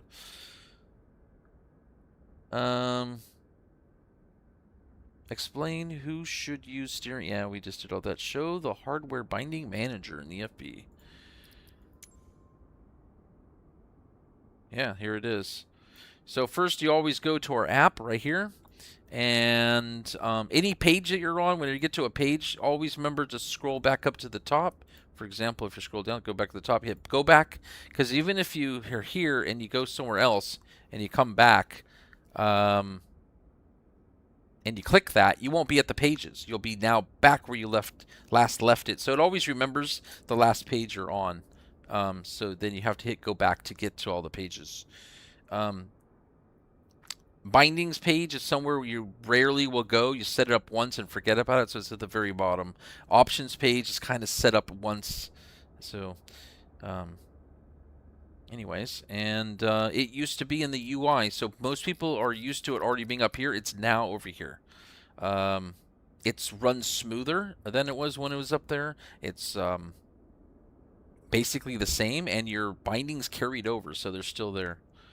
And that's it. That's the only difference. And then it's very important to use this stuff, because if you use like the default flap selector in the default bindings, that's designed to go into flap positions by pressing up and down. So this is a momentary flap. There is no exact flap position in the real world, but I think the sim limits you to like, you can only have up to like 12. No, I think it was like, I don't know. It's less than. I think it's 10 or 12. You can't have more than 10 or 12 flap positions. But so we did every 5 degrees with 8 positions. But you can just now hold it with this. So I'm using a binding that's in here, and let go, and it will stop where you let go. But if you try to use the real flap selector from the default binding and you hold it while this thing's moving real slow, you pretty much in about 3 seconds told it to go all the way up. So you let go and this thing will just go all the way up. And so you'll just get really confused. And that's not, it's just, the thing is that Microsoft or Sobo has not updated the default bindings to work with their new sim and the modern electrical, the modern hydraulic. It's like, they haven't given us, they don't give the devs the ability to have LVARs to set up for the customers. So we had to go more TrueSim technology, and we had to design something like this that can communicate with your hardware. So you don't have to go out and buy it now. So I don't think any other developers are doing this. We're like probably the only one that's done this first. And I bet you this will become the trend soon. I have a feeling there's some other big developers that are going to use this. But now you'll actually have a real momentary flap switch by setting it up in here. You can also, like the magneto, you can set it up 2 different ways. Oh, magneto. You can set up 2 different ways. You can do 2 keys, like 2 buttons to go increase and keep pressing and decreasing. Or you can... There's different categories here. Hold on a second. Toggle. Momentary, magneto. So you can have individual ones. So if you have like one of those special like hardwares that actually has every one of these positions, then you can set it to off, left, right, both. So even if you try to assign this right now to this one and then come down here, it should tell you up here. You can't do that. Watch. Clear the left before assigning magneto. So you can't assign this one and the other one at the same time. So it's really smart. So much thought has to go into all this stuff. But then you get 2 types. So the magneto, and the fuel selector are in here twice, so that you can have every single position, or you can have just a toggle left, right, left, right. So hopefully that makes sense. Where the hell did that assignment go? Okay, it's a big list. Flips, it's probably up higher. There it is. And then clear. I don't want to have that on there. Yep. So, this is awesome. So on our Lear and our, what's the other one, Headwind? Lear and the, what else did we give it out for? The hardware binding. They has an external one, that you run on the, on your PC. Those are going to get updated into the EFBs and the tablets. So those will be like these at some point. No more external, because this is so much better.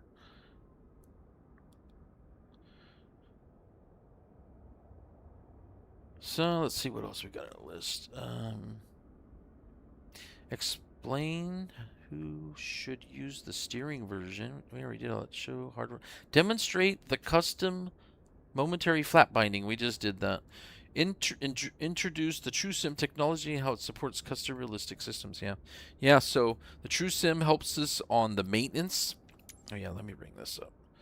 It helps us in the maintenance for degrading the engine. As this gets worse and worse and worse, we can make the engine have less.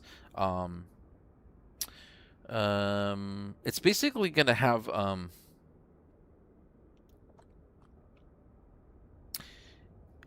It's like having, it's basically, because Flight Sim doesn't have the ability for us to do that. So we basically do it through, I guess I'll keep that kind of internal logic, but you basically are going to have less power as it gets down low. And once it gets to 20, the engine's dead.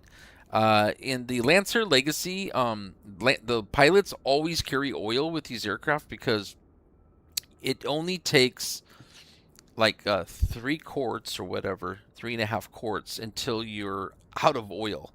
Well, not out, but you're at a critical point where you're going to blow up your engine.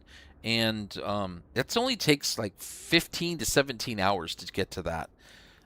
So be careful on 4 time, and even on 1 time. It's not like come back 6 months later and look. If you have this system, and of course you can turn all this off, by the way. Maintenance and failures can be completely disabled. But you got to constantly add oil. So as soon as this gets to red, this one, doesn't matter where it is, it will just immediately jump to red. Your engine's toast. You'll have to do a full maintenance repair. In the analog, the oxygen is not available here to fill. It's, like I said, we should even put a note here. Portable. You're using your portable system, so this is now not clickable. What was the point of bringing this up? We're mentioning the... Oh, yeah, the TrueSim. Yeah, so the TrueSim is also taking care of the turbo, the difference between aspirated and turbo, and all through the same control on here. Like I said, you might have it here. It might be doing something else, but you don't know that.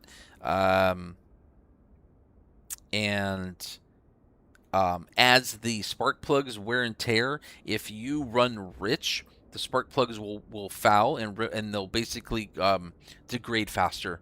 Now, technically, Valin has spark plugs that will never foul. So there are spark plugs out there that would never do this. So then we wouldn't have it at all. And then people go, well, you're not even doing the spark plugs like these other developers. Well, no, the truth is, it depends on what kind of spark plugs you own. So we have definitely put some spark plugs in here that will foul. And so if you run it rich, they will foul, and then they'll go much faster. But if you're running it properly, or you're using the turbo, this is going to run really slow. It's going to take you a year at one time to ever have bad enough spark plugs to where this thing has gotten further down. But between the air filter and the spark plugs,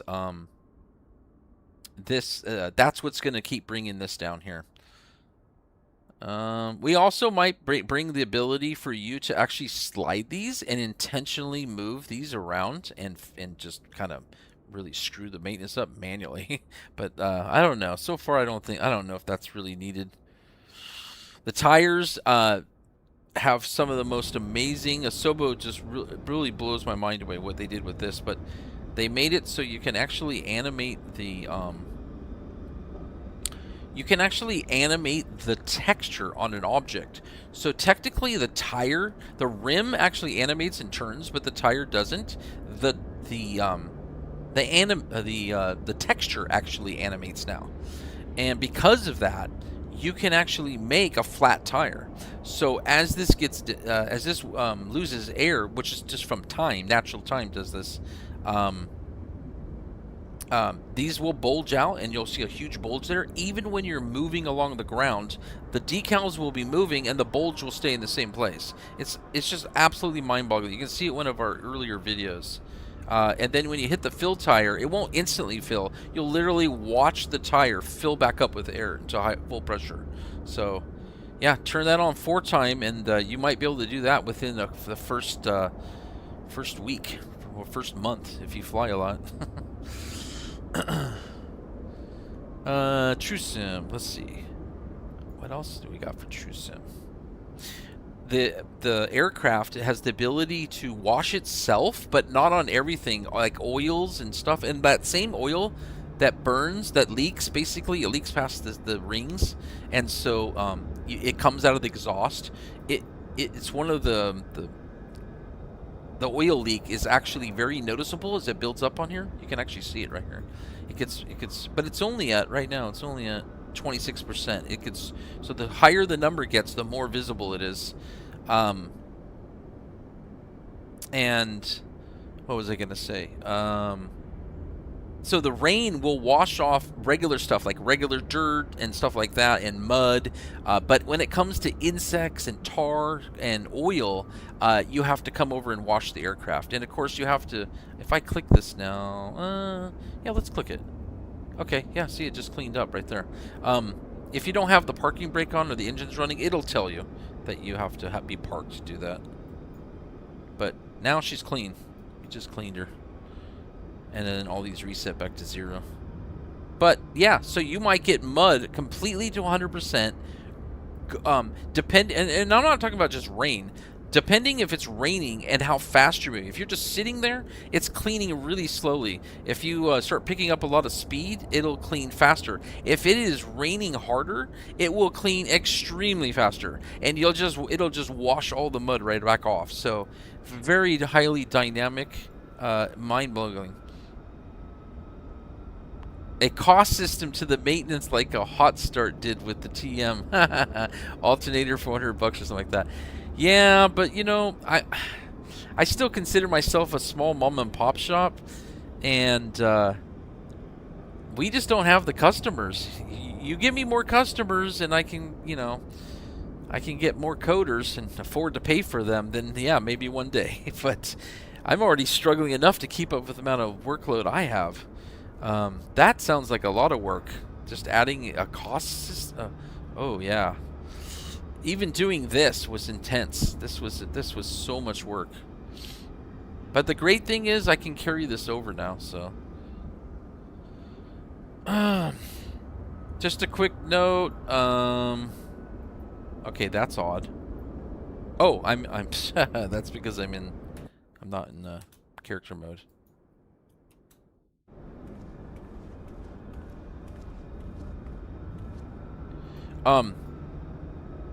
If you remove the chocks, you're saying I'm done and I want to get back at the plane and go.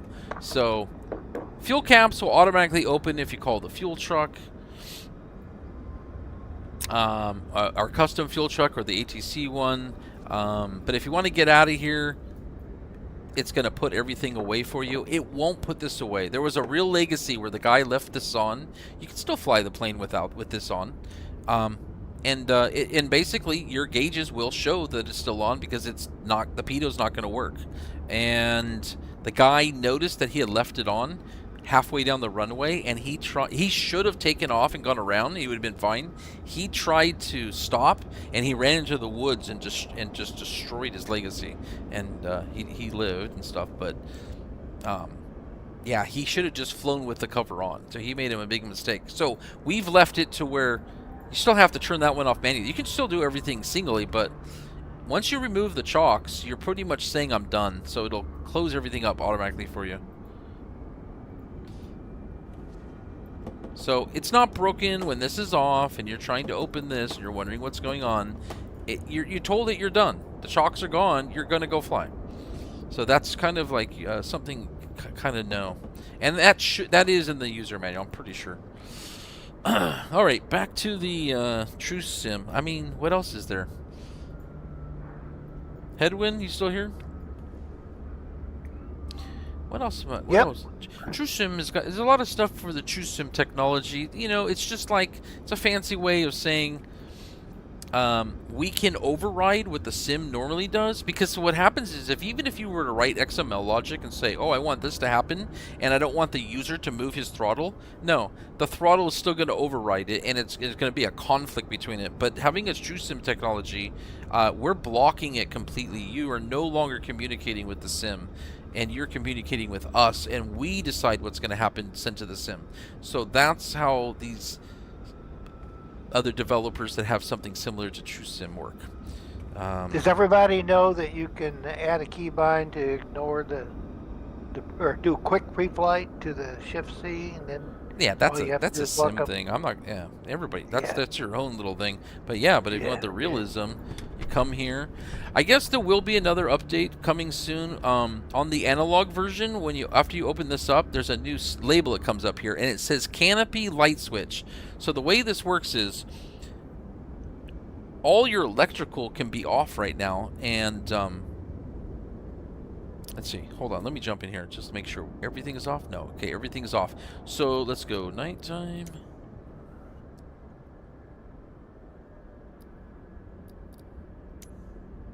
Okay. So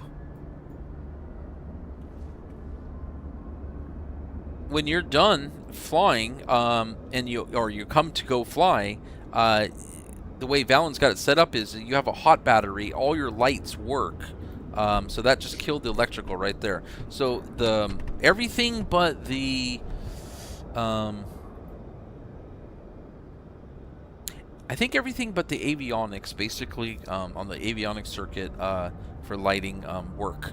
And so your post lamps work, all your other lighting works, and in the glass one, you can reach right here.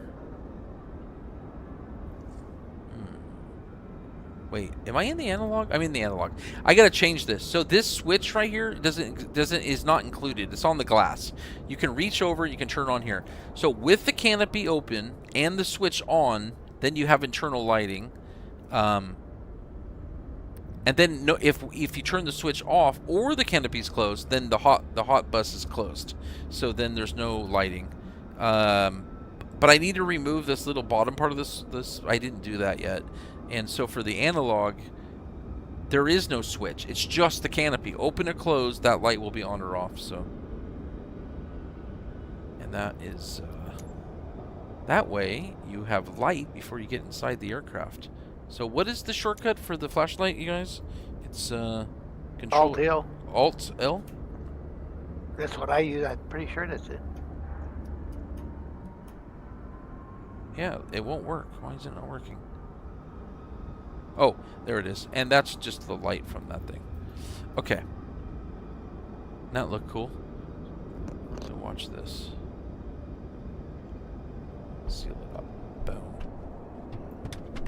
So in the analog, it'll be live no matter what. But you can decide to have that switch on so that it's not live yet, and then it's just a redundancy in case you ever have an emergency and one of the micro switches fails. You've got the switch to override it and go kill it, but the analog doesn't have it. So, and then of course you can click this, and then that brings you inside.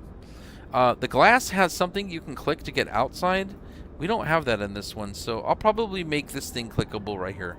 You click that, it takes you back outside. And of course, you guys know that you can do it the real way up here. You can click that will, if you click the shortcut, it locks and unlocks it for you. If you do it the real way, you have to come over and lock it. There's that flashlight again. Now the flashlight's back on again because the hot bus just went out, so now you got to turn the battery on. There you go. And I don't know if any of you are aware of this, but this aircraft has a canopy seal. So the aircraft you'll hear an extreme amount of air coming in through the canopy until you have the seal on. So the pump will just run forever if you don't actually close the seal here. So if you close the seal, then the pump will stop when it's full. And that's it. And then you can even just turn the pump off. You don't have to leave it on, but it will turn off automatically for you. And then you can't get out. So the next time you want to get out, you got to release the pressure, and then you can get back out. But you will hear a difference in the sound, and then if you even want to go quieter, you can turn on the headset, and then it will even get quieter.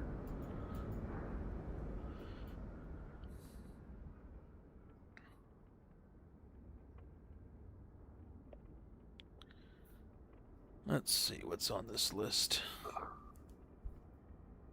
Did you mention that the vacuum is up in the CGR now? The vacuum indication and the they've never seen that. They're not on the beta EVT. team.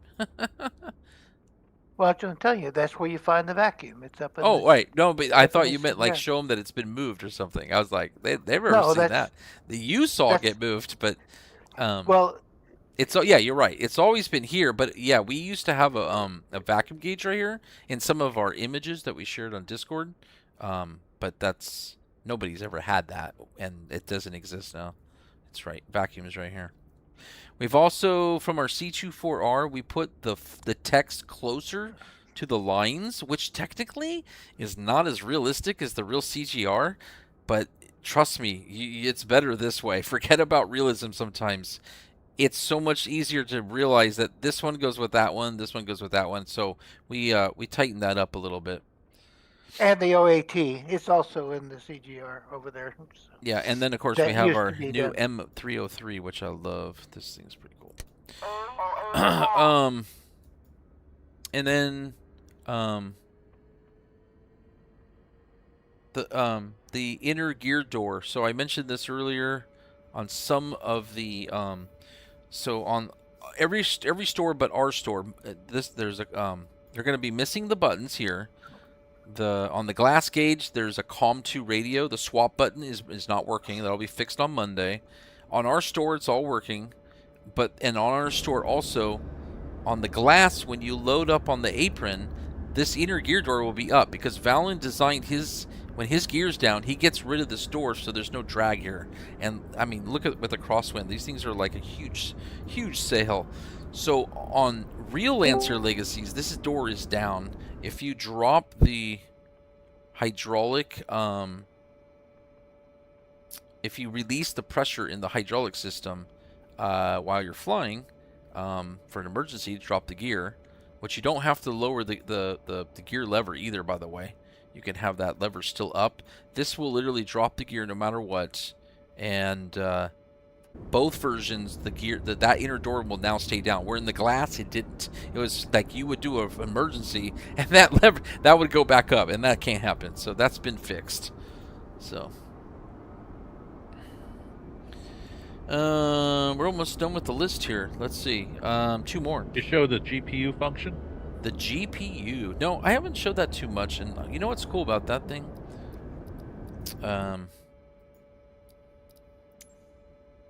Keeps your battery from running down if you're doing long pre-flights. Yeah, you can hear how loud it is right now. The cool thing about this thing is, The main thing is the alternator switch has to be off, or you're not going to get it on. watch this. Depending on your battery state, look at that little light right there. So there's 3 colors. That's red. So that is telling us I've been draining the battery, which I probably have been sitting here for a while now. So let's go open up the electrical. Okay, why is it still red? What? No, wait a minute. That's not how I coded that. I wonder if it's because we're in the analog. Let's try jumping to the glass and see if it's working properly. Because the glass always worked, but this should be on common. So I don't understand. It's kind of funny because that's following the shape of the lower, the lower the lower canopy, the nacelle, and I said canopy, nacelle. I'm not going to take the time to like reanimate or shape that to another one. We'd have to make 2 cables. We could always do 2 cables. We'd have to swap the cable. So I don't think anyone's going to really notice that too much, but technically you can just do that if it irritates you. Here. It's got to follow that. It's hard. See, this is what makes it hard to get a plane done in 6-7 months. It's not possible with the amount of detail we did in this one. Not possible. I think we have 17 months on this aircraft, by the way. So for $46, $47, you're getting 2 years of work on a single plane. It's just incredible. And highly detailed realism. We even scanned the aircraft like multiple, like not just one time, outside, inside, and even another scan. We did 3 different scans of the airplane. Yeah, why is let's find out. Let's jump into, that's weird. What is that supposed to be telling us? How The the GPU is charge plugged the in? battery is, how charged the battery is. And in the glass ones, it worked great. And So is the GPU plugged in and working now? the GPU is working fine, but the problem is that Well, little light is just lying to us right now. That's what I'm asking. Did Yeah. you turn the GPU on? Is it in this scenario right now? Is the GPU supposed to be charging? No, the GPU is working. It charges. It's the Well, have you turned? I'm asking if you turned it on. well, it is, because if you don't turn it on, you don't see the cable and the light. You don't know the product that well. Look, it did it again. Look at this. See? Well, you just never Oh, showed wait a the minute. picture of the GPU. That's what I'm saying. Wait a minute. Yeah, Just go no, to I kernel forgot for a that you're second. new to the product. So you just started with the beta team, and you haven't had it the whole time since it's been out. I keep forgetting. I keep thinking that you've There it had is. it for months and months and months. Well, I see it kind of, sort of. You sort of. Wait. I d- Something's wrong. I just wanted to see a picture of it sitting This, beside you know what's the weird airplane. is the hot swap for the dev mode is not working right. I'm gonna end the flight and reload the glass. The sticker's not there, but that's impossible because I've never seen the hot swap fail like that. But today in the stream, it's been doing this. But that's not even normal. But you can't rely on hot swap. So let's just load any glass.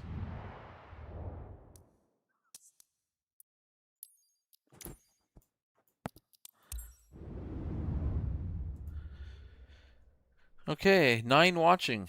Anybody? Oh, Al sent a message. In GPS mode, the Avidyne does not seem to have any connection to at all to the HSI on the analog panel. Not good. Okay. We just got a bug report from Al. Let me write this down. But you never know. It could just be a mistake check, so I have to double check that. Avidyne not communicating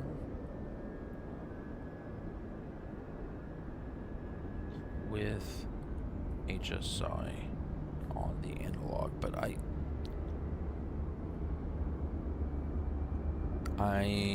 highly doubt that. Okay.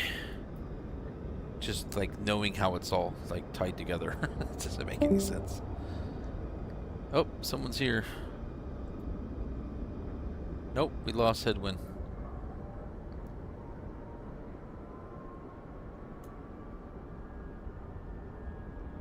And I need to get to the ready to fly.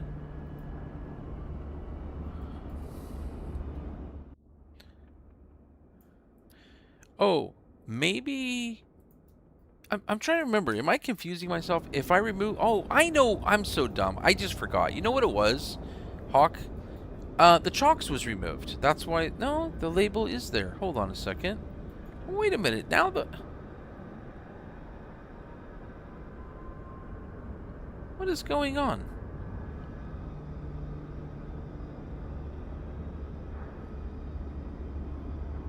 Okay, that's returning.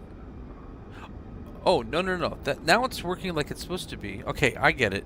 So these flags, I just forget the rules on this. These little decals only work when the covers are on. No. Now I'm confused because when I did that the first time, see, it didn't go away. It only goes away when both of these are removed. Okay, I see my problem. I just tricked myself. That's all it was. You can't remember all this. It's so much to remember. Okay, we'll put that bottom back on again. Well,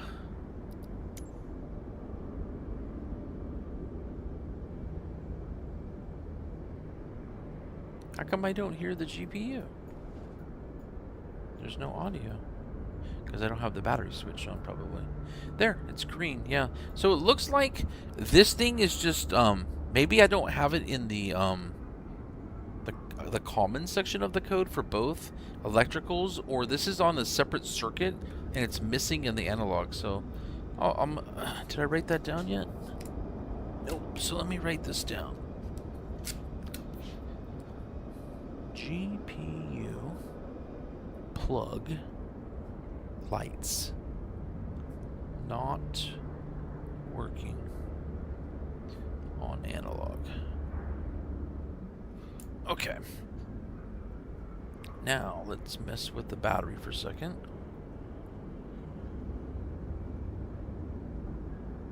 And there it goes red, and then it goes yellow at when it's in a certain range. There it is. And when it's below, it's in red. Might be amber. And then green when it's fully charged. And then for charging it, let's jump back in here. You gotta have the battery switch on. Now the GPU turned on. Oh, it's gonna make me walk all the way back around. Maybe it's always green when the GPU is on. Is that what it was? I tricked myself? No, no, no, no. Nope. It always shows you how that light always tells you how charged the battery is. It's in the user manual. Okay, let's do a quick hot swap. One more time.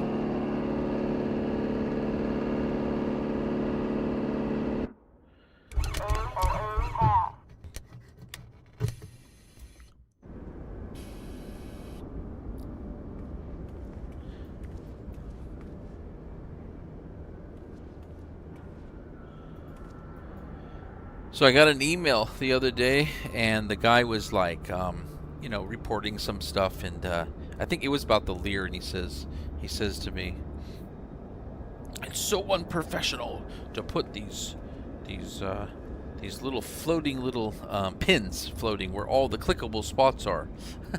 So this was designed for Xbox. Xbox has stuff like this, and Xbox users really need stuff like this. But technically, yeah, you could have it without it. But you can go into the settings, and you can just turn these off. There's a setting in the settings. But I love how he told me how my job was. I'm so unprofessional for leaving those. It's like, why do I get complaints like that sometimes? It's like sometimes the user is better than the developer. And telling you like how you should have coded it.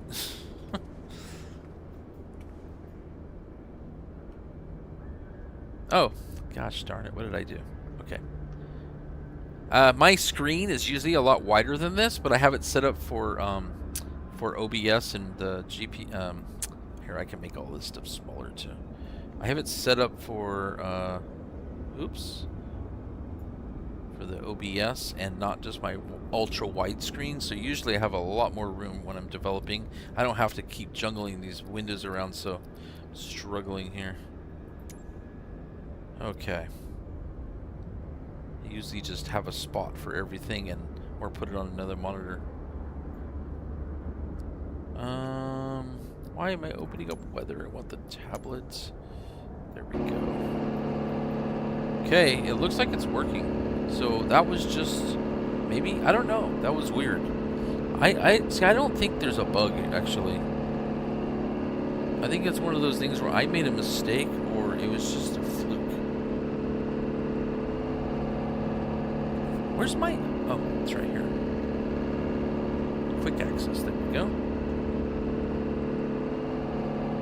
No, it's broken on the analog. Okay. All right. Well, that confirms that. Let's take a shortcut. Hit restart. What's the last one on the list? Demonstrate the analog gyros, HSI, ADF, DME radios, and instruments. So we already showed off the TrueSim gyros and all that. So that's already been all done. The radios, I mean, I think most people understand the radios. So I don't need to really demonstrate that stuff.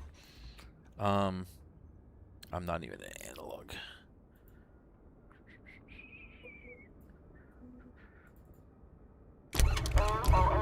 Let's finally close all that. DME, you can pretty much, if you put it on remote, it basically borrows the nav2 signal, and so whatever's on this, it'll display in here. If you put it on frequency, it's basically using nav3, and then that's what your tuning here is. Why is it not tuning? Oh, it is tuning. That was weird. It looked like that was just a delay. Anyways, yeah. And so once you have an active frequency here, then it will display your nautical miles here, and then you can put it in GSTS. That's just, this one is so you can tune it, still notice the nautical miles, but then putting it here, you're seeing all three of the displays. Your speed, your minutes out, and nautical miles. If you're on remote, you don't need to tune any frequency. It's coming from this one, and then you're getting all three as well. So that's pretty simple how that works. And ADF, you got your bearing pointer here, and oh yeah, one thing about this is you got to right click it and pop it out to get the tens. So you got your thousands, hundreds, tens, and then your single digit is popped in. So that'll be your single digit, and then this will do your hundreds and thousands all in one, and then swap right here for your active. And Kodiak is a great place to go to. They have a ADF there, and you can practice some ADF flying, VOR flying there, or not VOR, but like as if you were doing VOR. It's the same thing, but you're an ADF, except instead of using these instruments, you only get to use this one. Just points to where you got to go. And let's see, discuss the development process, beta, feedback, current store availability, what's coming next on the update. So we talked a little bit about what's coming. I want to make it to you can walk up on the wing. I don't think there was much more. We're pretty much done with this product pretty soon. If we've really pushed making sure it was ready for you guys. Besides a couple of the minor bugs I told you will be fixed on Monday for the other stores besides ours. Pretty sure the Headwind says, pretty sure the DME remote switch uses the VOR1, not the VOR2. The DME. This one uses actually it's oh, the remote. Oh, it uses VR1, does it? You're probably right. Headwind's probably right. It basically is the your main DM, yeah, VOR1. So that would make sense. I think now that he mentions it, he's right. I was wrong on that. Current store availability. Yeah, so it's available at the marketplace, obviously, PC and Xbox. We already talked about it earlier, and what you get and don't get in the avionics when it comes to Xbox versus also payware versus freeware. But you can get it on the marketplace, Sim Market, Just Flight, and now the new, we're going to be bringing all of our MSFS products over to Contrail.shop. It's the fastest growing store in the last year with 60,000 members. Really popular over there. So, of course, we would still prefer if you come to our store, which is, we have two websites, our Flysimware.com website, and then we have our store, which is Flysim Store. And coming to the Weymouth website will get you to our store. and you get updates faster that way, and you get a really nice convenient updater app, so you can have all of your updates available in one place. It'll notify you when you run it. You can check. It'll tell you if you have the current version installed, or there's a future, I'm sorry, a newer version available. And you also don't have to uninstall to install. You can just click update and it will just download it. And if it fails on the download for any reason, you won't lose your previous version installed. It will just tell you that it didn't work. It'll let you know why. And yeah, so it's pretty smart, the app. Not even the HSI CDI responds in, to indication off course. Okay, let's do one check before we get out of here for the day. Let's go over to KSFO. We're going to mess with a little bit of avionics here. So I'm going to jump over to 28 right at KSFO. I have all, this is where I always do my avionic testing, because the default avionic frequencies are all set up on this aircraft for this runway. 11170 for the ILS runway 28 right, and 115.80 for the VOR.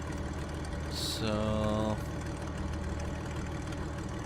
let's go to the Avidyne that he was talking about. I really wouldn't expect nothing to work here, so I remember testing this, so yeah, I'm pretty sure it works. We're gonna find out right now. So this is nav 1. Did he put it on? Oh, this is probably his mistake right there. He probably doesn't know about this. Oh, wrong one on this one right here. Okay, so we're gonna right click here. There's 1580, and ooh, you know what's going on? It's acting like it's in GPS mode. That's the problem. So I remember this problem before, and I went through this and I made sure it was working. So why would it not be in? You know what I'm thinking it could be? In our no GPS and our, let's see, in the no GPS, we tell it to always be in, no, that wouldn't be it, because we tell it to be in vlog mode. Yeah, I wonder why this isn't going in vlog mode. Well, I guess I'll have to fix that this afternoon, because I got to get this out to the marketplace tomorrow to be available by Monday. 1580, and that's a VOR. It's right in front of us, but I can tell you right now, I already know it's in GPS mode, because the 2 flag is out when you're in GPS mode.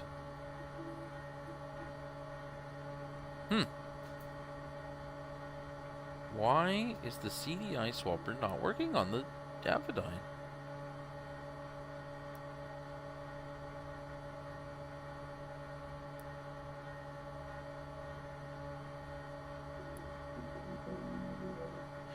Yeah, well, this is the troubles with modular. You have everything in different places, and you can have conflicts. So I have an idea. I'm going to load directly into the Avidyne, because you can't hot swap within Avidyne. And I think that's what it is.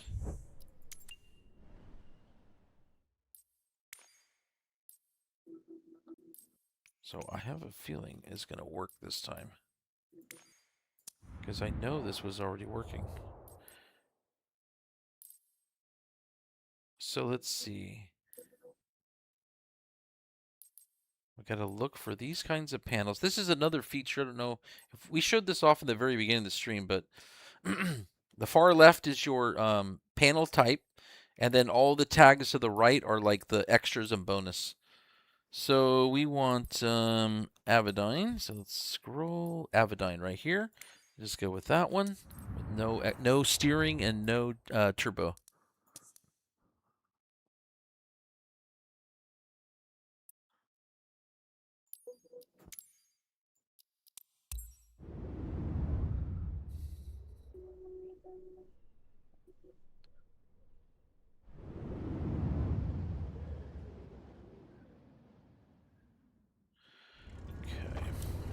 Francisco Tower, Lancair Delta Echo Foxtrot Alpha Uniform Lima Tango, ready for straight-out departure at runway 28 right. But pretty soon, oh yeah, by the way, here's, oh that's right, you wouldn't be able to see that because the stream is pointing at my sim.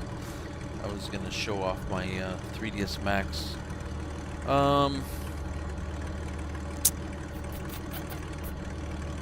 Okay, we're in GPS, here we go. V-lock. V-lock. Right click. Yeah.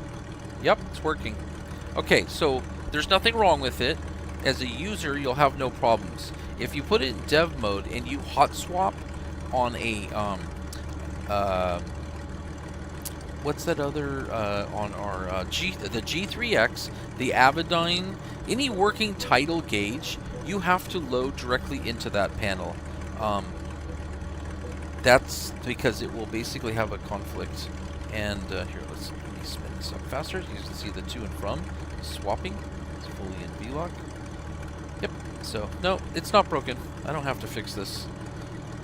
It's the problem is that you cannot. That's why everybody says, well, why didn't you do hot swapping with the GTN 750? You can.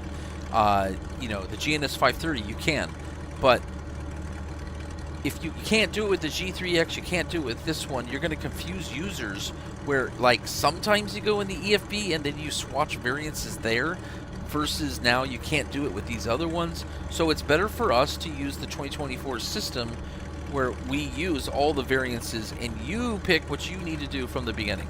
I do prefer hot swapping, just like most people do, but yeah, just like Black Square does it, it's not going to work once he starts using gauges like this. The planes that he makes doesn't have working tidal gauges, and that's why he gets away with it. So,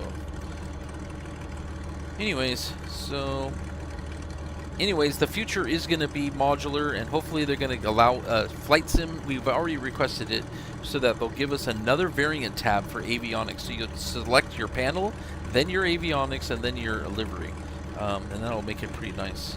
You also don't need to go all the way back to the main menu to go switch between them. Just hit end flight.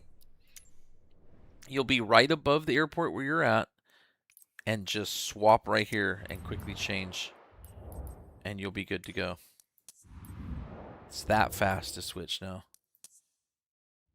You zoom out a little bit, you'll get your dot back, and you're back in action. So it's that easy to get back to where you were and swap aircraft